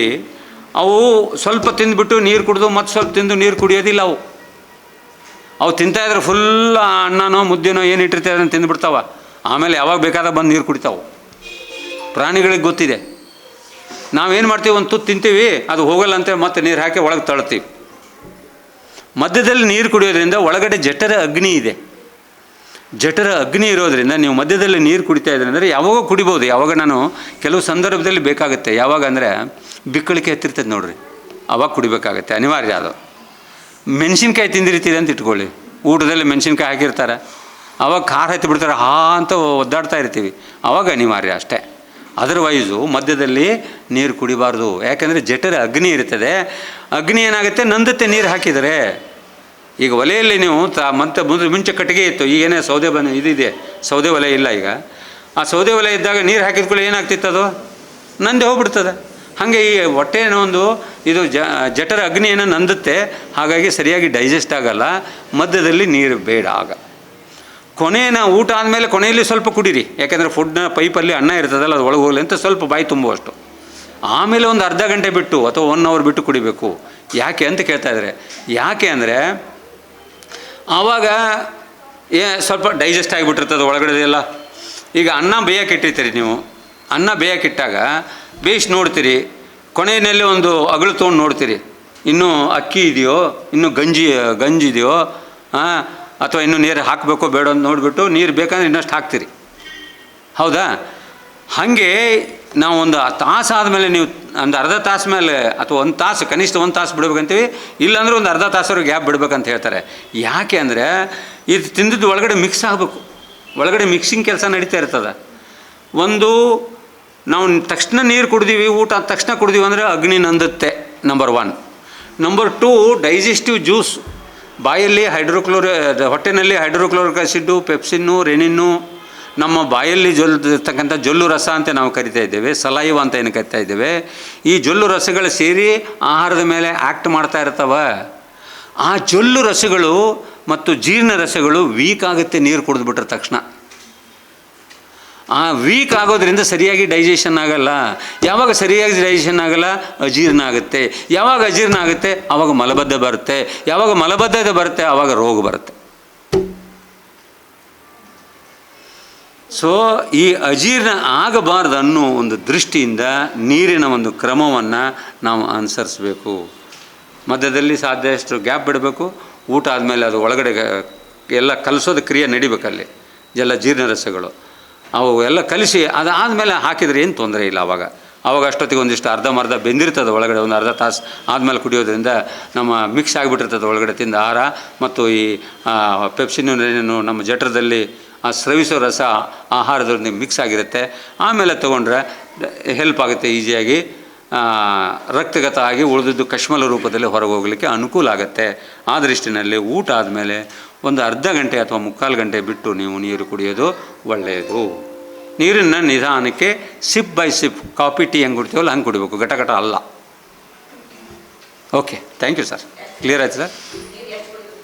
ನೀರು ಎಷ್ಟು ಕುಡಿಬೇಕು ಅಂದರೆ, ನಮ್ಮ ಬಾಡಿ ಖರ್ಚು ಎಷ್ಟಿದೆ ಅಷ್ಟನ್ನು, ನಿಮ್ಮ ಮನೆ ಖರ್ಚು ಎಷ್ಟಿದೆ ಅಷ್ಟು ಗಳಿಸ್ಬೇಕು. ಮನೆ ಖರ್ಚು ಒಂದು 10,000 ಇದೆ ಅಂದರೆ ಯಜಮಾನ್ರು 10,000 ದುಡ್ಕೊಂಬರ್ಬೇಕು. ಆಗಲ್ಲ. ಕಡಿಮೆ ದುಡಿದ್ರೆ ಅಂದರೆ ಸಾಲ ಮಾಡಬೇಕಾಗತ್ತೆ. ಕನಿಷ್ಠ ಒಬ್ಬ ಮನುಷ್ಯ, ನಾವು ಮನೆಯಲ್ಲಿ ಈಗ ಕೆಲಸ ಮಾಡೋರು, ಇಲ್ಲಿದ್ದವರು, ನಮ್ಮ ಬಾಡಿನಲ್ಲೇ ಎಷ್ಟು ಖರ್ಚಿದೆ ಅಂದರೆ, ನಮ್ಮ ಕಿಡ್ನಿನೇ 1/4 ಲೀಟ್ರ್ ಬಳಸ್ತಾ ಇದೆ ಅಂತೆ. ಕಿಡ್ನಿನೇ. ಚರ್ಮ ಅರ್ಧ ಲೀಟ್ರ್ ಬಳಸ್ತಾ ಇದೆ ಅಂತೆ. ಶ್ವಾಸಕೋಶ 1/4 ಲೀಟ್ರ್ ಬಳಸ್ತಾ ಇದೆ. ದೊಡ್ಡ ಕರಳು 1/4 ಲೀಟ್ರ್ ಬಳಸ್ತಾ ಇದೆ. 2/4 ಲೀಟ್ರ್ ಎಕ್ಸ್ಪೆಂಡಿಚರ್ ಇದೆ ನಮ್ಮ ದೇಹದಲ್ಲಿ. ವಿಸರ್ಜನಾಂಗಕ್ಕೆ, ಎಕ್ಸ್ಕ್ರೀಟರಿ ಆರ್ಗನ್ಗೆ 2 ಲೀಟ್ರ್, 2ರಿಂದ 2/4 ಲೀಟ್ರ್ ನೀರು ನಮ್ಮ ದೇಹದಲ್ಲಿ ಖರ್ಚಿದೆ. ಅಂದರೆ ಕನಿಷ್ಠ 2 ಲೀಟ್ರ್ ಕುಡಿಬೇಕು ನಾವು ಒಂದು ದಿನಕ್ಕೆ. ಕೆಲಸ ಮಾಡ್ತಿರ್ತಾರೆ, ಹೊರಗೆ ಓಡಾಡ್ತಿರ್ತಾರೆ, ಎಕ್ಸಿಕ್ಯೂಟಿವ್ ಜಾಬ್ ಇರ್ತದೆ, ರಸ್ತೆಯಲ್ಲಿ ಕೆಲಸ ಮಾಡ್ತಾನೆ, ಅವನು ಜಾಸ್ತಿ ಬೇಕಾಗುತ್ತೆ. ಯಾಕಂದರೆ ಅವನದು ಖರ್ಚು ಎಕ್ಸ್ಪೆಂಡಿಚರ್ ಜಾಸ್ತಿ ಇರುತ್ತೆ ಅಲ್ಲಿ. ಅವ್ನು 3 ಲೀಟ್ರ್ 4 ಲೀಟ್ರ್ ಕುಡಿಬೇಕಾಗತ್ತೆ. ಕ್ಲಿಯರ್? ಅದೆಲ್ಲ ಅದರಲ್ಲೇ ಬರುತ್ತೆ, ಅದು ಆ ನೀರಿಗೆ ಸೇರಿಕೊಳ್ಳುತ್ತೆ. ಎಸ್, ಹಾಲು. ಒಬ್ಬನು ನಿಮಗೆ ಹೇಳ್ಬೇಕಂದ್ರೆ, ನೀವು ಹೇಳೋದು ನೋಡ್ತಾ ಇದ್ದಾರೆ, ಒಬ್ಬ ಸ್ಪೋರ್ಟ್ಸ್ಮನ್ 20 ವರ್ಷದಿಂದ ನೀರು ಕುಡ್ದಿಲ್ಲ ಅಂತವ, ಅಂದರೆ ಜ್ಯೂಸ್ ಕುಡ್ಕೊಂಡಿದ್ದವ. ಅಲ್ಲಿ ಅದ್ರಾಗ ಏನಿರ್ತದೆ, 90% ಅದು ನೀರೇ ಇರ್ತದೆ ಅದ್ರಾಗ. ಅವ್ನು ನೀರು ಕುಡ್ದಿಲ್ಲ 20 ವರ್ಷ. ಜ್ಯೂಸ್ ಕುಡಿತಾ ಇದ್ದಮ್ಮ ಅಷ್ಟೇ. ಅದು ಅದರಲ್ಲೇ ಸೇರುತ್ತೆ ಅಮ್ಮ. ಲಿಕ್ವಿಡ್ ತೊಗೊಂಡ್ರೆ ಅದು ನೀರಿನ ಅಂಶ ಇರುತ್ತೆ. ಧನ್ಯವಾದಗಳು. ಹಾಂ, ಎಸ್, ಭಾಳ ಸಂತೋಷ. ಬ್ರಾಹ್ಮಿ ಮುಹೂರ್ತೆ ಉತ್ತಿಷ್ಟಾತ್ ಉಷಪಾನ ಮಲಮೂತ್ರ ವಿಸರ್ಜನಂ ದಂತದಾನಂ ಸ್ನಾನಂ ಸ್ವಾಧ್ಯಾಯಂ ಈಶ್ವರ ಪ್ರಣಿಧಾನ ಅಂತ ಬರುತ್ತೆ.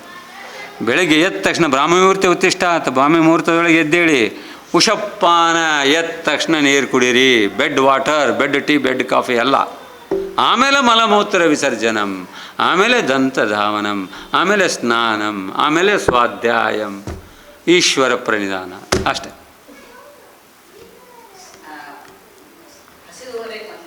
ಹಾಂ,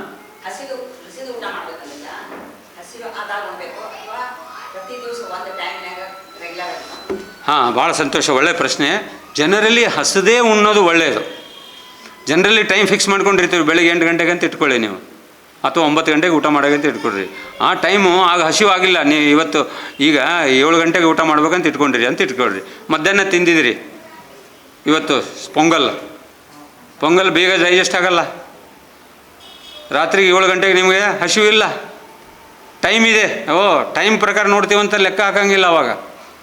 ಸೊ ಈಗ ಹಸಿವಾಗಿಲ್ಲ, ಏನೋ ಒಂದಿಷ್ಟು ಹಣ್ಣು, ಒಂದಿಷ್ಟು ಲಿಕ್ವಿಡು ತಿಂದ್ಬಿಟ್ಟು ಮಲ್ಕೊಳ್ಳೋದು ಅಷ್ಟೇ.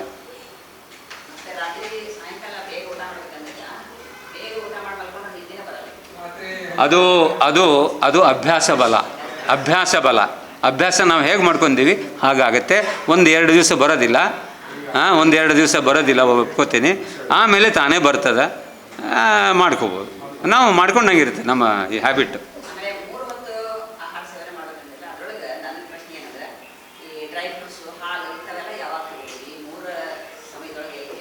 ಹಾಲು ತೊಗೊಳ್ಬೇಕಿದ್ರೆ ಅದೇ ಊಟನಮ್ಮ, ಮತ್ತೆ ಬೇರೆ ಏನು ತೊಗೋಬೇಕಾಗಿಲ್ಲ. ಅದ್ರ ಜೊತೆ ಡ್ರೈ ಫ್ರೂಟ್ಸು ಹಾಲು ತೊಗೊಂಡ್ಬಿಡಿ ಒಂದು ಸಲ ಬೆಳಗಿಂದು, ಮುಗಿದು ಹೋಯ್ತು. ಮತ್ತು ಹಾಲು ಸೇರಿಸ್ಬೇಡಿ ಅಲ್ಲಿಗೆ. ಆಮೇಲೆ ಬರೀ ಅನ್ನ ಊಟ ರೊಟ್ಟಿ ಇನ್ನೊಂದು ಇಟ್ಕೊಳ್ಳಿ. ಈಗ ನಮಗೆ ಈಗ 2 ಊಟ ಸಾಕಾಗುತ್ತೆ ಅನಿಸುತ್ತೆ, 3 ಬೇಕಾಗಿಲ್ಲ ಈಗ. 3 ನಾವು ಮಾಡೋದು ಇದಕ್ಕೆ. ಮಕ್ಕಳಿಗಿದ್ದರೆ 3-4 ಪರವಾಗಿಲ್ಲ, ಅವ್ರಿಗೆ ಡೈಜೆಷನ್ ಕೆಪಾಸಿಟಿ ಇರುತ್ತೆ. ಈಗ ಸಾಕು 2 ಅನಿಸುತ್ತೆ. ಹೌದು, ಹೆಲ್ತ್ ಕಂಡೀಷನ್ ಮೇಲೆ ಡಿಪೆಂಡ್ ಇರ್ತದೆ. ಹೌದು. ಓಕೆ.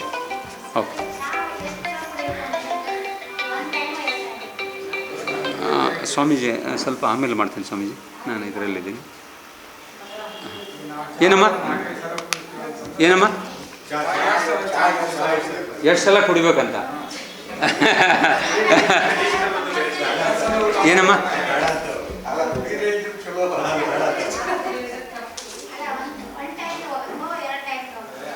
ಹಾಂ, ಈಗ ಟೀಗೆ ಹೋದ್ರೆ ಏನಂತಾರೆ ಅಂದರೆ, ಸಾಮಾನ್ಯವಾಗಿ ನಮ್ಮ ಈ ಬಸವಾನಂದ ಸ್ವಾಮೀಜಿ ಕೇಳಿದ್ರಿ ನೀವು, ಕಣ್ಣಿಲ್ದವರು. ಅವ್ರು ನಮ್ಮಲ್ಲೇ ಕಲ್ತವ್ರು, ನ್ಯಾಚುರೋಪತಿ ನಮ್ಮಲ್ಲೇ ಕಲಿತು. ಅವ್ರು ಹೇಳ್ತಿರ್ತಾರೆ ಹೆಂಗೆ ಅಂದರೆ, ಚಹಾ ಕುಡಿಯೋದಂದರೆ ಸಣ್ಣ ಕುಡುಕರಂತ. ಚಹಾ ಕುಡಿಯೋರಂದ್ರೆ ಸಣ್ಣ ಕುಡುಕರಂತ ಹೇಳ್ತಿರ್ತಾರೆ. ಹಂಗೆ ಇದು ಒಂದು ರೀತಿ ಏನಂದರೆ, 1 ಸಲ 2 ಸಲ ಕುಡಿದ್ರೆ ಏನು ಅಷ್ಟು ಹಾರ್ಮ್ ಇಲ್ಲ. ಅದರ ಬದಲಿ ಕಷಾಯನೂ ಒಳ್ಳೆಯದು. 1-2 ಸಲ ಕುಡಿಬೋದು ಅಷ್ಟಮ್ಮ. ಜಾಸ್ತಿ ಕುಡಿತಾ ಇದ್ದರೆ ನಿದ್ದೆ ಬರೋದಿಲ್ಲ, ಹಸಿವೇನು ಕಟ್ ಮಾಡಿಬಿಡುತ್ತೆ ಅದು. ಅದಕ್ಕಾಗಿ ಬೇಡ ಅಂತೀವಿ ಅಷ್ಟೇ. ಟೀದಲ್ಲಿ ಟೆನಿನ್ ಇದೆ, ಕಾಫಿನಲ್ಲಿ ಕೆಫಿನ್ ಇದೆ. ಬೆಂಗಳೂರಲ್ಲಿ ಟ್ಯಾಂಡ್ರಿ ರೋಡ್ ಅಂತಿದೆ. ಆ ಟ್ಯಾಂಡ್ರಿ ರೋಡಲ್ಲಿ ಏನು ಮಾಡ್ತಾರೆ, ಈ ದನದ ಚರ್ಮಗಳನ್ನು ತೆಗೆದು ಕೂಡಲೇ ಭಾಳ ಸಾಫ್ಟ್ ಇರುತ್ತೆ. ಆ ಟ್ಯಾಂಡ್ರಿ ರೋಡಲ್ಲಿ ಟ್ಯಾಂಕ್ ಇದೆ. ಆ ರೋಡ್ ಹೆಸರೇ ಟ್ಯಾಂಡ್ರಿ ರೋಡ್ ಅಂತದು. ಅಲ್ಲಿ ಏನು ಮಾಡ್ತಾರೆ ಅಂದರೆ, ಈ ಟ್ಯಾನಿನ್ ಅನ್ನೋದನ್ನು 1-2 ಡ್ರಾಪ್ಸ್ ಹಾಕಿರ್ತಾರೆ ಟ್ಯಾಂಕಲ್ಲಿ. ಅಲ್ಲಿ ದನದ ಚರ್ಮವನ್ನು ಒಣಗಿ ಹಾಕಿಬಿಡ್ತಾರೆ, ಬಟ್ಟೆ ಒಣಗಿ ಹಾಕ್ದಂಗೆ.